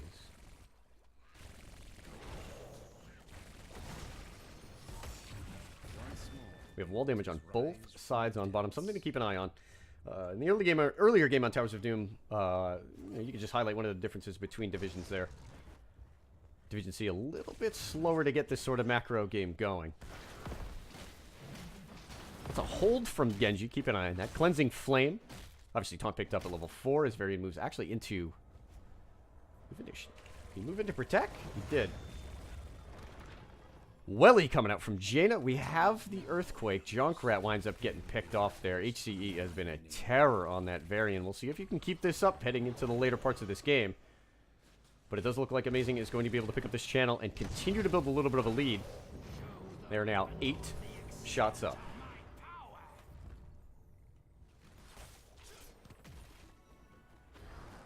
Isolation, T-Dream, Riptire, Warlord's Challenge. All picked up.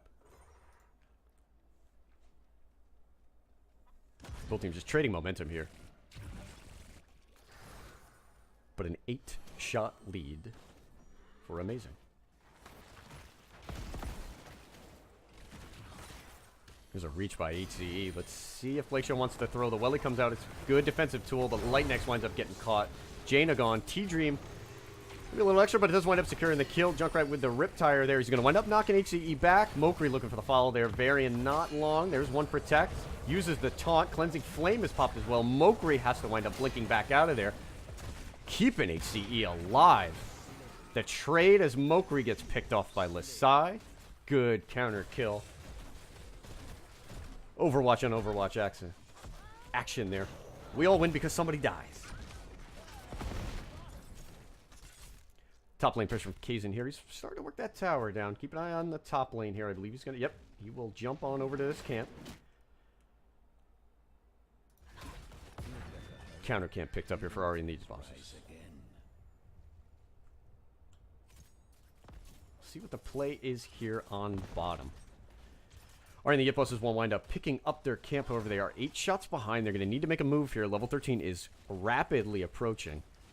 They may find themselves a talent tier down here with 2 very, very close towers. Top camp picked up by Thrall. That's going to pressure out as well. 6-6 in terms of kills, but this game is trending towards Amazing right now. Concussion Mine comes out on HCE. Root is there. Limited bit of follow-up. Mokri winds up timing the bomb out. There is a taunt down on Jaina. That is the 2nd time she falls. Nukes for Kids uses the Dragon. Not going to get a ton of value. There's another taunt. The lockdown coming out onto the Tracer. Gets the blink out there. Ooh, and Wing Buffet cancels the Riptire out. Still 4v5. Kazin on the back line. He gets stuck. He's going to be silenced. He gets Earthquake out, but winds up falling. Argy thrown forward. Blake Show wants more. Tongue onto the variant. The Dragon Blade comes out. Mokri is 1 hit away in the back. He winds up going down. He gets... Wow, oh boy, Yitboss is in big trouble. His own Concussion Mine betraying him there. That's just a little bit too much mayhem. Cleansing Flame is out. What a play. Mouth going down to the flame. Shout out. Nukes for Kids dropping bombs, baby. Flip there by Blake Show. He's got HCE under pressure, but this is just going to be a wet noodle fight between the 2 warriors. And Amazing claims both towers, despite taking the earlier defeat in the team fight 32-16. They have that top wall opened up. Bottom wall is opened up as well. And here comes Lightnex looking for the dinosaur. The root comes out on Thrall. There's the Burrow the Welly there to try to commit to the kill. Argy winds up popping trait. Chunked. Thought about the Burrow. Winds up going down. Blake Show with a throw on a Thrall there. The taunt is going to hold him underneath. Aria looking to see if she can follow up with the root. Yitball's here. And the counter kill is made. Keep an eye on Lasai here. He's going to need a little bit more damage before he can Swift Strike in. Not sure where he wants it. Blake Show goes in. Gets the throw. Oh, boy. And the Riptire goes off, but it does minimal damage. Lasai lurking there. I like what Amazing has done. Every opportunity that Aria has had to get and pick up a kill, whether it be the initial attack or the counter, has been met by Lasai in particular. His Genji's been on point here. He's got 2 soft targets in Tracer and Junkrat, and he has exploited both of them.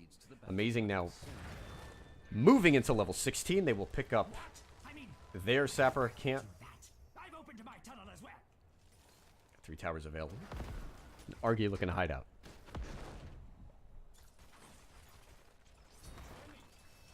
Fairly standard talent builds. It is nearly time. Didn't think I saw anything out of the ordinary there. Keep an eye on Blake Show. He wants to pick. It looks like Aria and company are going to give up bottom and try to make the double play top. Aria channeling. On top here is a Malfurion. Keep an eye on bottom. It is going down. Lasai will wind up confirming this tower. Welly is out just to keep pressure on Argy. Isolation has to be used. Those two will wind up trading heroics. A little bit of a fight here in mid as the concussion mine gets popped on HCE. But he's got a couple of charges of protect. 24 to 11 in terms of shots here. Lightnex was thinking about it. Blake Show now. Looks like he might get caught in the jungle. HCE charges in, does not use the taunt. There's one protect. Trading cooldowns. Amazing did not want to commit there. They want the camp with the 16 advantage. They're going to look to control bottom bell tower. Keep an eye on HCE there. If he gets a slow on one target, he's got an opportunity to taunt before the moat. Does not get it. 4-man commit on bottom for Aria and the Yid bosses. Only 3 on the side of Amazing. Looking to delay here.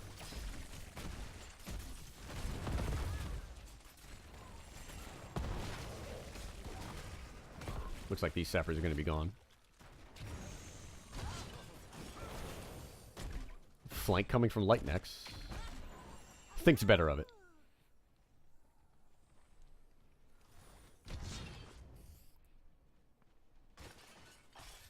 Friendly spray or two. Taking a quick peek. Top lane, Kazin has Argy pushed out. The blizzard from Jaina again. No harm done it. Amazing, just content to poke here. Just control this tower.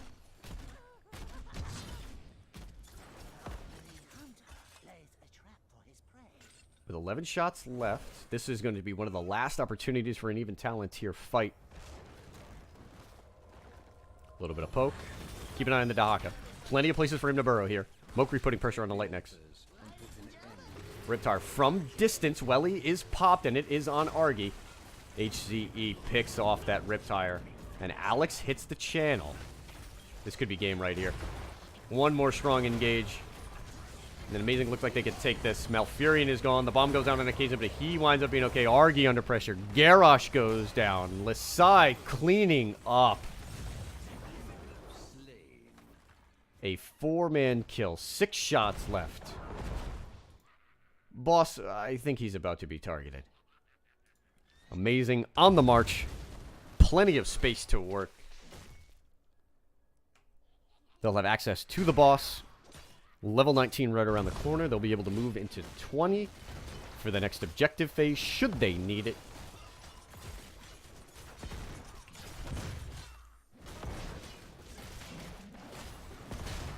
And a near perfect game from Lasai. No deaths. Constant pressure on whomever on Aria and the Yid bosses has been able to grab the counter kill on. As now Amazing moves in for the middle bell tower.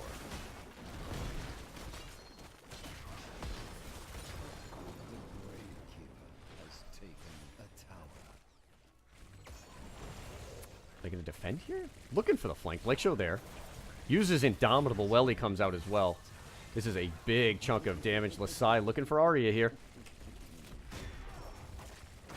Thrown into the moat. Oh, look, protect. Varian will wind up going down here. This is pre-20. If ever there was a chance for a comeback, Aria and the Yid bosses are going to have to start to seize it here. The one up converting bottom bell tower. Dahaka is up top. Still 2 levels away from 20. They're not going to be able to get it before.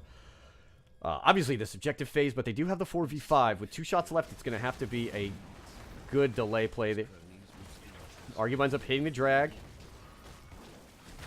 Isolation popped. Argy does not have trait. He is gone. Mokri on the back line. Cleansing Flame is popped to keep Alex safe. The Earthquake goes out as well.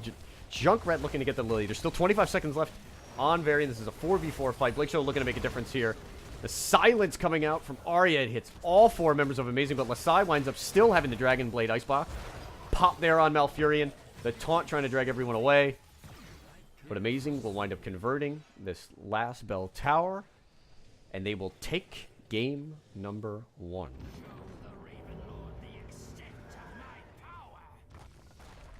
Nukes for kids on the Alex and Lasai on the Genji. Standouts. Neither of them dying. Just staying alive long enough for where those 1-for-1 trades later in the team fights wound up getting swung in the opposite direction. Again, every time AMEIZING actually wound up maybe losing the first member of their team, they always came back with 2 counter kills, and they were always able to keep, again, their support alive and that strong, strong Genji play. 10-0 from Lasai in that game. Map number 2.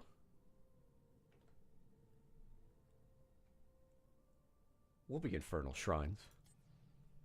If you're new to NGS, Infernal Shrines probably involved in about 2/3 of all sets here. Everybody likes it. It's a fun map. You can do a number of different things. Damn good time. I think both teams in that first game got exactly what they wanted in drafts. They were both able to secure their comfort picks, if you will. Again, we saw Aria and the bosses be able to pick up the Tracer, the Junkrat, the Garrosh. Those are all strong picks for them.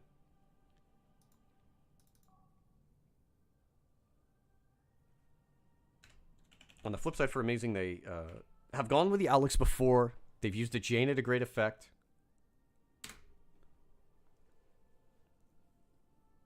And that Alex Straza, yet again.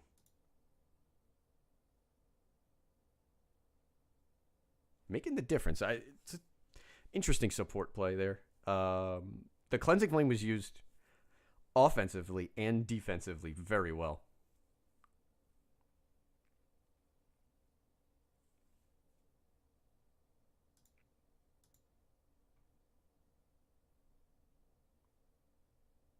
Turtles, Queen, what's happening? Hopefully I'll get one of those What the Flex games coming up soon. Shout out to my friend Tiny. What's happening, brother? Special shout out to Raven for the sub tonight.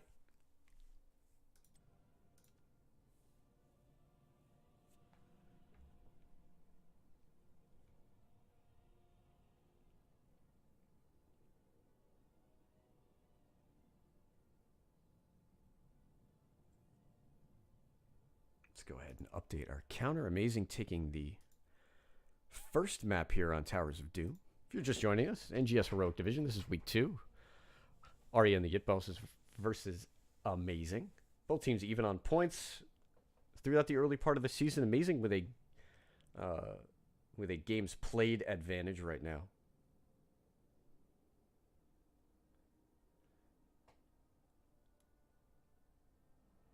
I think HCE also in that first game deserves a special shout out. Went with a variant really, really early in that draft just to really go after Mokri's Tracer. And even where Mokri was able to blink out, that very, very quick damage, particularly off of Lion's Wide, it hits harder now post-rework. And with those passive sort of over-time heals from Malfurion, took a little while for them to get up and ready. Let's make sure both of our teams are, in fact, good to go. We will shortly move into our second draft here on Infernal Shrines. In terms of adjustments in draft, I'm not really sure that too many can be made. You may see the teams prioritize their picks in a different order. The first pick, Tracer. Tracer was expected, maybe not first pick. But again, that's Mokri's main. He's certainly going to go for that.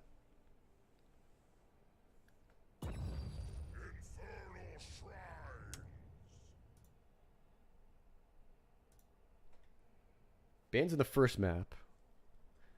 Aria and the Yit Bosses removed Maiev. AMEIZING removed Medivh. Both of those are strong heroes on this map. I would expect both of them to, if not removed, immediately be involved.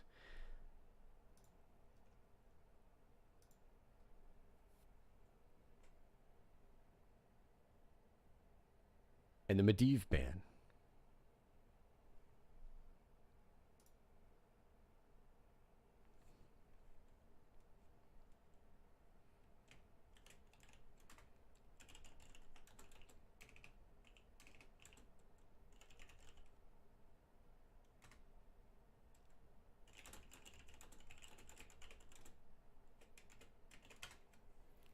Same bands coming through. Medivh and Maiev removed.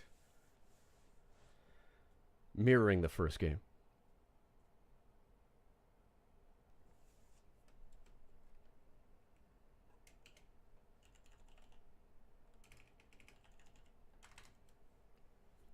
Right on. Shout out to We Like Turtles. We Like Turtles, one of our new teams here in NGS. Between Season 3 and Season 4, NGS exploded. Went from 55 teams to 110. Previously, A, B, and C divisions. Now we have added the Heroic Division as well as D-Div. D-Div is a great time. Picked up one of those games last night. What did we have? We had double Nazebo. Jaina, first pick here from Amazing. We also had an accidental off-lane variant that somehow worked swimmingly, and I think will be part of the Banzo Brothers drafts going forward. So first pick, Jaina for Amazing. Lightnex was on Jaina in the first game, providing immediate and strong follow-up to the variant taunt target. Welly was the heroic choice.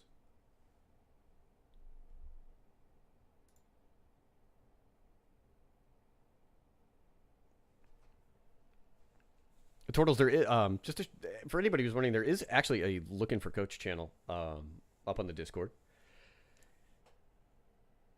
You can always see if you can pick the brains of one of these high-level players and just try to get a little bit of help.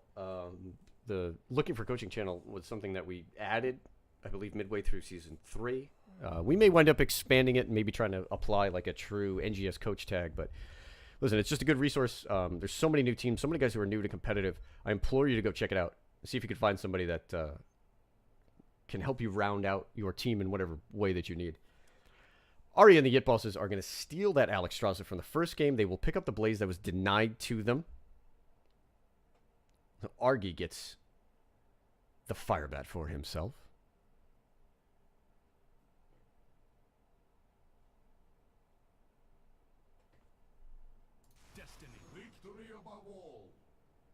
HE liked that variant in the first game. He will go back to it. And after one game off of Stukov, Amazing will go ahead and pick up the Admiral.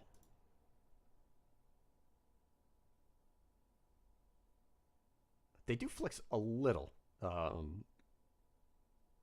Nukes for Kids has played it, but in their previous 3 games, it was Lightnex on Stukov, with Lasai playing 2 games on Jaina. So just a little bit of flexing here is possible from Amazing. We'll keep an eye on who's playing whom. The Genji band hovered. Can't argue with that.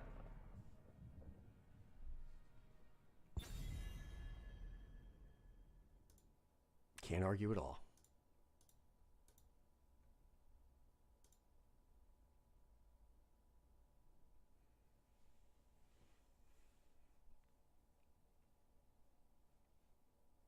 Having banned the Medivh out, again, we talked about it in the pregame. If you want to target Mokri, you could go ahead and remove the Tracer.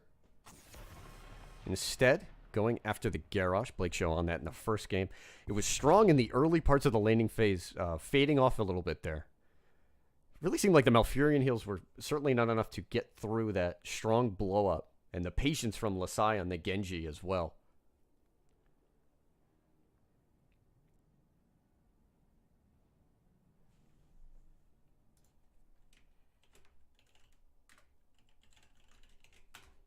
So with the Varian gone, the strong tanks in the meta include Johanna and Diablo.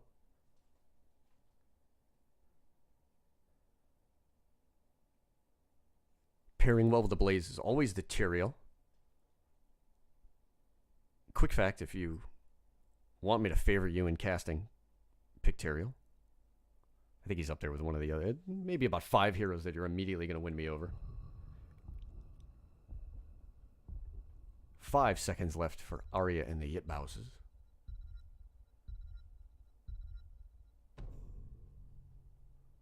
Diablo and Hanzo. So they'll pick the Hanzo up for Mokri, I assume.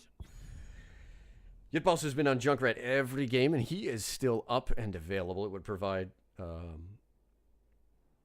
good range poke. I think the concussion mines didn't get a ton of value there. In fact, one of them actually wound up propelling Junkrat right into the path of an oncoming Cyber Ninja.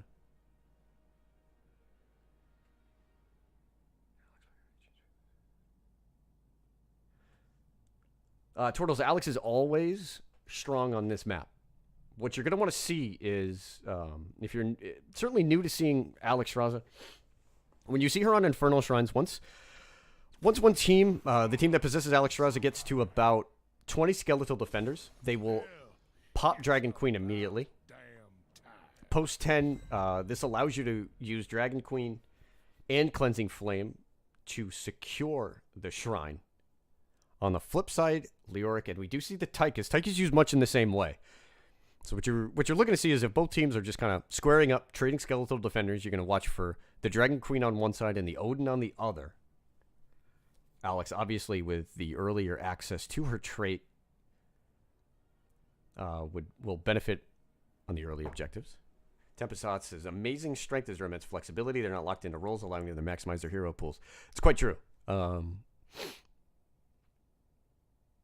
As previously talked about, Jaina has been played by multiple members. Shtukov has been played by multiple members as well.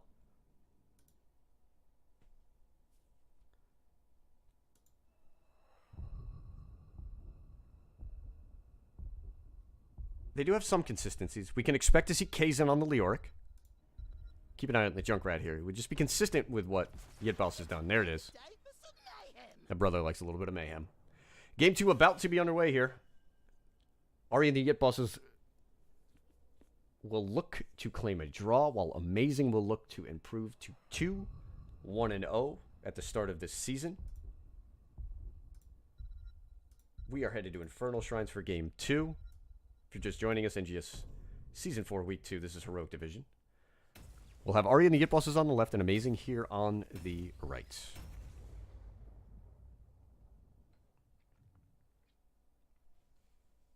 Again, fairly predictable drafts. The Diablo throws a just an interesting wrench in there. Certainly, that's why the Leoric and the Tychus were the last rotation for Amazing.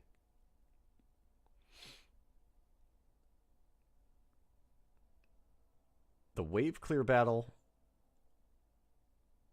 is a bit even. Keep an eye on the early resource battle. Shtukov can struggle with mana against constant pressure here in the early game, at least until, and if one good spread is the choice. Alex can have mana problems, but you can expect to see the glow build, specifically, of course, to help out the Diablo, but it certainly is just their strongest build here. For Aria and the Yitbosses, Argy on his favored Blaze. Aria herself will be on the Alexstrasza. Mokri jumps over onto the Hanzo Blake show. We'll be sharking around with that Lord of Terror. Yitbos once again on the Junkrat. And for Amazing, Kazan in the offlane on the Leoric. HZE once again on the Leo. We see Lasai jumping over on the Tychus. Lightnex on the Shtukov. And Nukes for Kids. Now he gets the Jaina. Oof. Lasai eats a couple of frags there. He's going to back up and look for a little bit of passive healing. Nothing out of the ordinary here on talents. Looks like Leoric's starting to build off into the queue, as expected. The sort of standard questing talents. We'll see Adrenaline Stimpak here for the Blaze.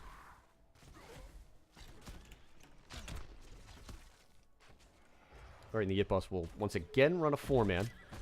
Amazing was kind of comfortable just taking the extra little bit of soak. They were not the aggressors on camps. Really looking more for the counterplay rather than, again, the aggressive. As you can see, they do much the same here. Nukes for Kids will wind up soaking bot lane. Not quite quick enough to pressure this wave out. As the 4-man from Aria and the Yitbosses will make it down. Top lane, what's happening in the Eternal Battle? Nothing, as expected.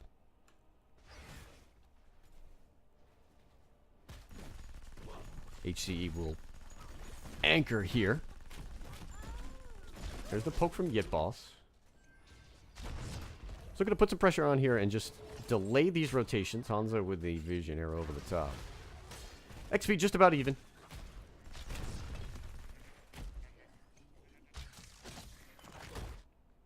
Yet again, leaving Nukes for Kids down here. We'll see if Nukes for Kids is going to be able to pick up this camp quickly. HZE here, again, delaying that rotation.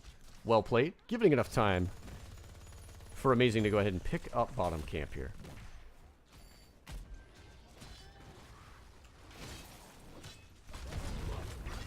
Jaina with a cold of code, but the concussion mine winds up hitting the side, puts him in a good position where he can move out. Links for Kids will back for mana. Level 4 online. Of course, taunt yet again. We'll keep an eye on Aria with that Globe Quest at level 1. Diablo with 35 early souls. We have a bit of a departure from what is now the standard sort of QWQ build for Hanzo, as Redemption is posed in at level 1. Cold coming out onto Yitballs. He's got the concussion mine. He'll go over the top. But this will give an opportunity for Amazing here to control the triangle. Maybe look for a camp pickup if they want to play aggressive. They back off.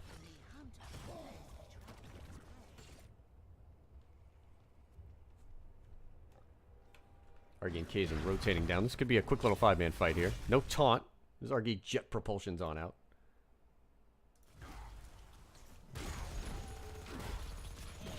Middle camp picked up Jaina in big trouble here. Blake Show, does he have the CC? The concussion mine will not hit. One more auto attack, and there goes Jaina. In the meantime, 16 skeletal defenders have been picked up.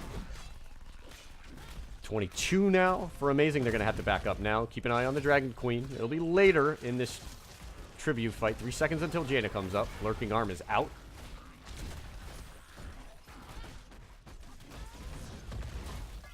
HCE is looking for a soft target here to try to get this taunt on. Here comes Jaina. Dragon Queen should be proc soon. There's the first W from Aria. It hits. And there's the Dragon. HCE and Kazin both low at the front. Argy here is in deep. They'll wind up picking up a heal over time, but the Lurking Arm is out, and it is solid. Both teams rapidly approaching this Punisher. The taunt is out on the Blitz Show, and Diablo is gone, but the concussion mine returns a kill against Varian. Aria still has Dragon Queen up. It expires now. 37-36. This is a tough battle here, but Nukes for Kids is up top. He's got the Jaina. Got that clear. Does Argy have enough? He's erased by the spooky hand. Kazin will take that trade all day. And John Cena marches down middle lane for Amazing. 7's picked up here. The jump. Grab by Yitboss. Amazing will use this opportunity and the 2 kills that they picked up to start building towards 10. Jaina Leo top. You can see they're already thinking about preparing for the next objective as they put priority into top and bottom lane.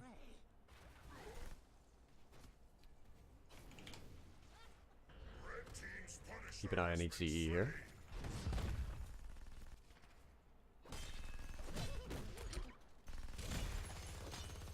The rotation coming down now from Blake Show. Smelled out by Varian.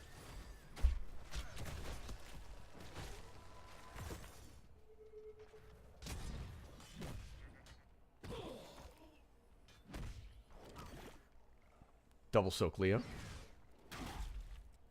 Leaving Blaze here up top. Argy will pick up a wave here through Adrenaline Stim Pack, as those minions will wind up going down to tower shots. 4-man battle here. The Lurking Arm goes out. HCE is going to pick on Yitboss, much like in the first game. Argy and the Yitbosses pick up bottom camp, but they're not going to get any value out of it with that counter kill. A 1-level lead for Amazing. Nukes for Kids looking to get the kite out of Mokri here.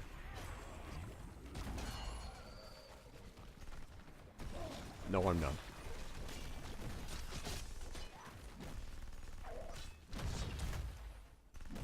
Similar to the first game. Macro pressure coming out from Aria and the Yitbosses that they've looked to be the aggressor on camps. On the flip side, again, much like the first game, Amazing has just been content to try to find their picks. Be patient, find a soft target. Use their kill pressure to start painting the map red. They have level 10s, Odin. Shield Wall picked up by Varian, just a quick heads up. And Tomb, Water Elemental, and Flailing Swipe on the Admiral. Figures a Frost finish for Jaina there. Oh, Yitboss is in big trouble. There goes the taunt. Blake Shield will break it up, but the Lurking Arm is going to go out on to the Junkrat. And Tomb on the backside for Aria. Does not have level 10 Cleansing Flame. Cannot be used. Welly trying to provide a little bit of pressure here. Alex just escapes. Lasai with the grenade over the wall. Did he pick it? Yep. Quarterback. Got to get that level 7 value, baby.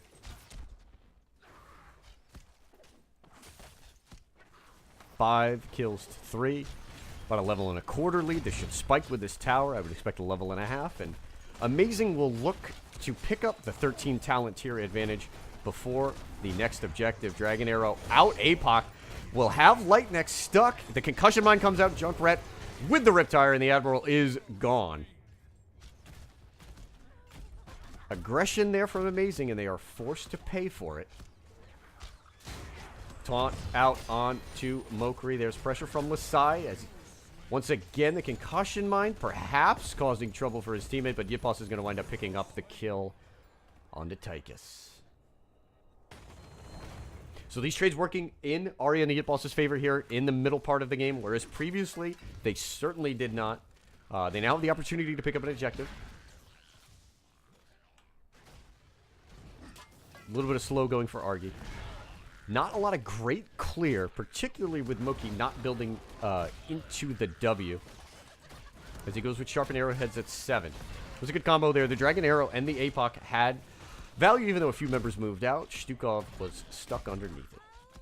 26 Skeletal Defenders. This will be an easy objective pickup.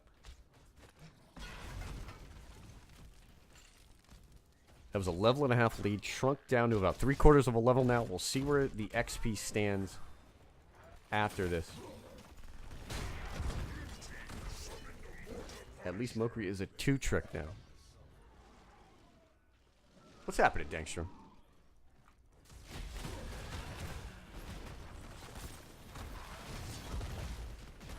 John Cena works his way through the wall. Concussion mine. Throwing Jaina back. It's a Mortar Punisher. Not too much damage done.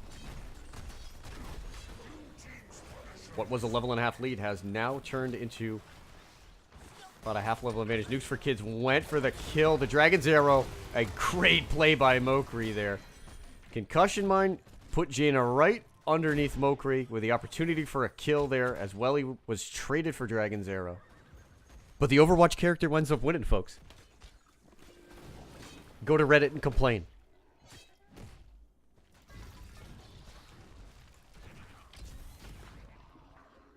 Argy dashing out there. Ari and the Yidboss are doing a great job of just clawing their way back into this game. They struggled in the first game to sort of find their footing post 10, as sometimes Garrosh comps do.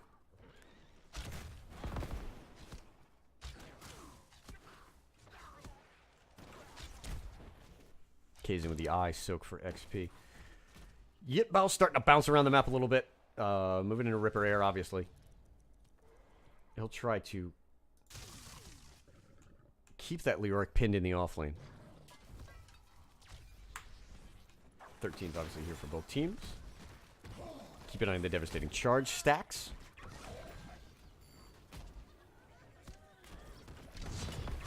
Neo Steel for Tychus, something to keep an eye on. And then, as always, Leo, Ominous Wraith. You can expect 16 to follow up on that E-build. And one of my favorite talents, Virulent Reaction.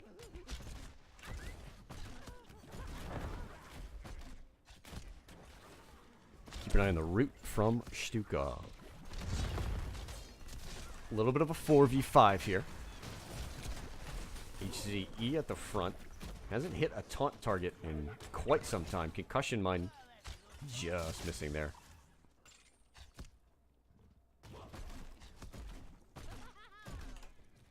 Take a look at our stats. Yitbao's pacing everybody.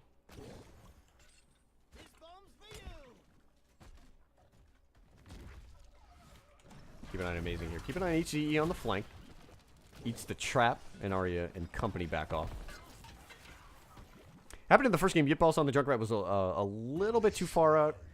That Lion's Maw into taunt combo wound up picking him off quite a few times.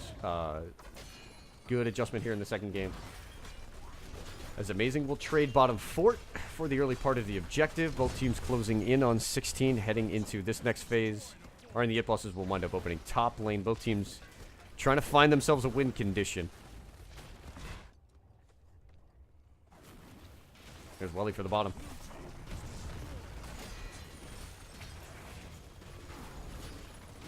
They're going to back out here. Could go Odin. They'll think better of it. The back coming in here. From Aria and the It Bosses, they leave Alex all by her lonesome up top.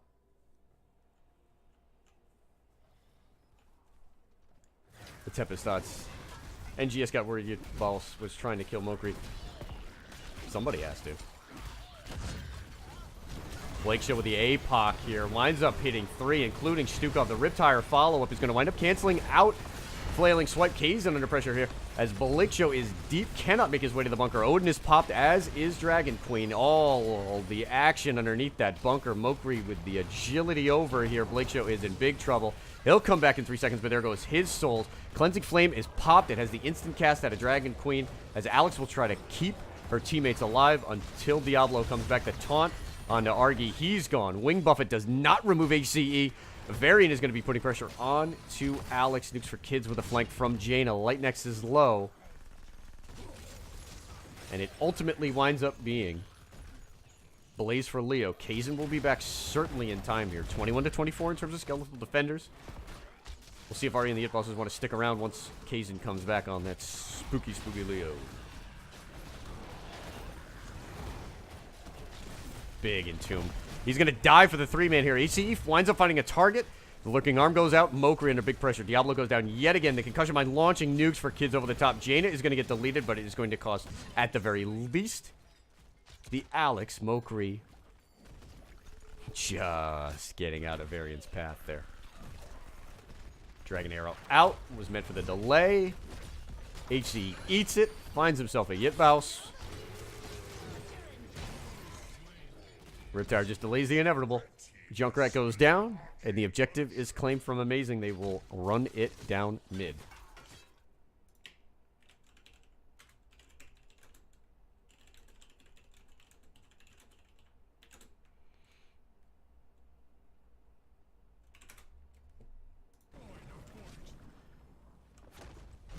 Five seconds left on Jaina. Alex will be back at the same time. Junkrat 20 seconds away. This is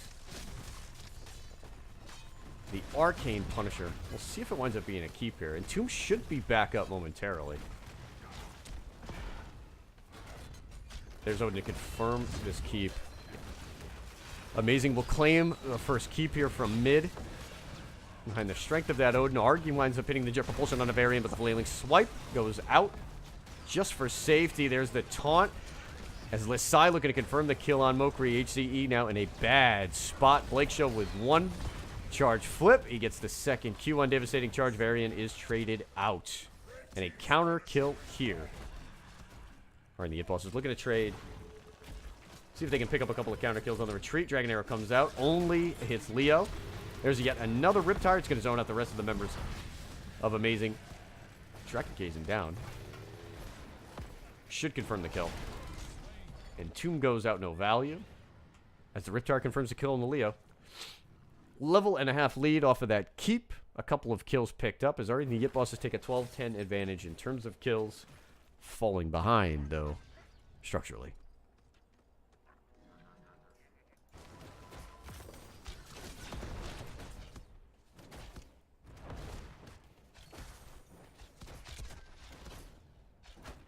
Teams will trade camps.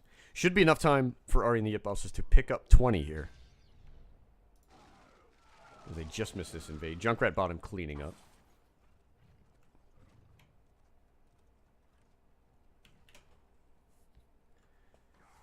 Mokri picking up the damage. You might have heard me. In chat calling him out a little bit.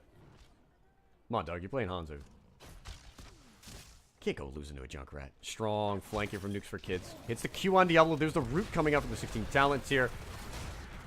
Oh, and Big Red is just stuck. The silence on the Entomb will confirm the second kill, and Amazing is on the march. That's a full kill on Diablo. Aria looking to get out of there. She'll have to pop Cleansing Flame to get out. However, Amazing is positioning for game here. 5v3. With this, and I would expect to see Odin any second. The Riptire comes out just to try to provide a little bit of additional damage here. Dragon Queen pop to try to man the defense. We got a big red button. Trying to nuke the core. HCE is going to confirm the kill on Alex Straza. And with that, Amazing moves on the core. They will move on 2-1-1. Moving up the standings. Aria and the Yit Bosses will fall to 1-1-2. Well played. Well played on the part of Amazing. They really utilized that Jaina to full effect. Here at 16, the snowball really started with Numbing Blast. Hits the Q on Diablo. Numbing Blast and Water Elemental were used. That wound up being turned into Chain CC. And from that point, the 5v5 turned into 5v4, into 5v3. The Entomb onto Hanzo. Buried alive, providing the silence. As he wound up going down.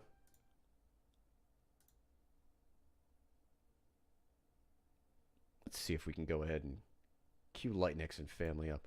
Let's see if they want to do the old interview game.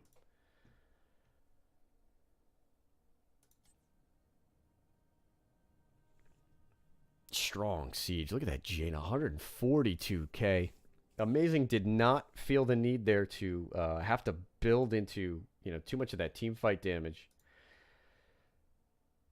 Great Siege, especially from the Leora. Kazin wound up with the double soak there as well. And the second half of our doubleheader is done as Amazing winds up taking the 2-0 domination.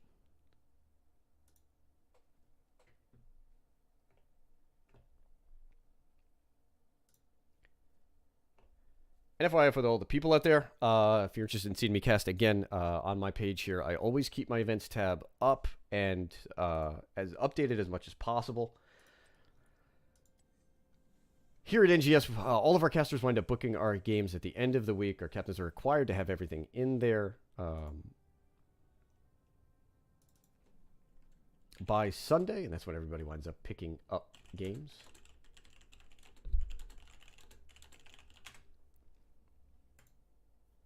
We've got our grinders.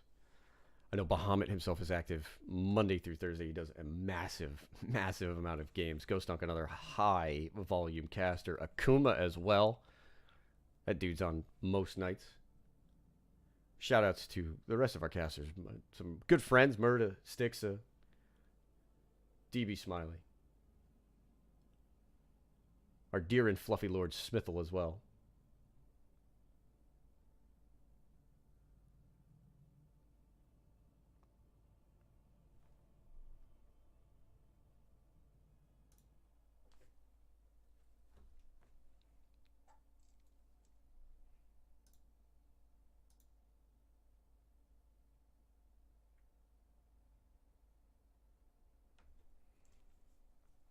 GG's. Thank you guys for showing up. Always appreciate the chat. These are two well-liked teams. Amazing. Bit of an institution here at NGS. Again, they finished second last year to OSD. It's really kind of neat to see both OSD and Amazing doing well. Many of the teams here in Heroic Division hopefully building themselves towards HGC Open when that winds up continuing. Right now at the top of the standings here in Heroic Division, we see 2+2. Salted Snacks as well. With the win, Amazing moves into a two-way tie with 2+2 at the top. Got another league right now. All right, so Amazing winds up having another game behind them. That is going to wind up doing it for me.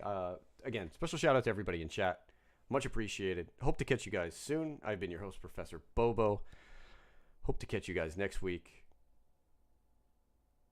Cheers, fam.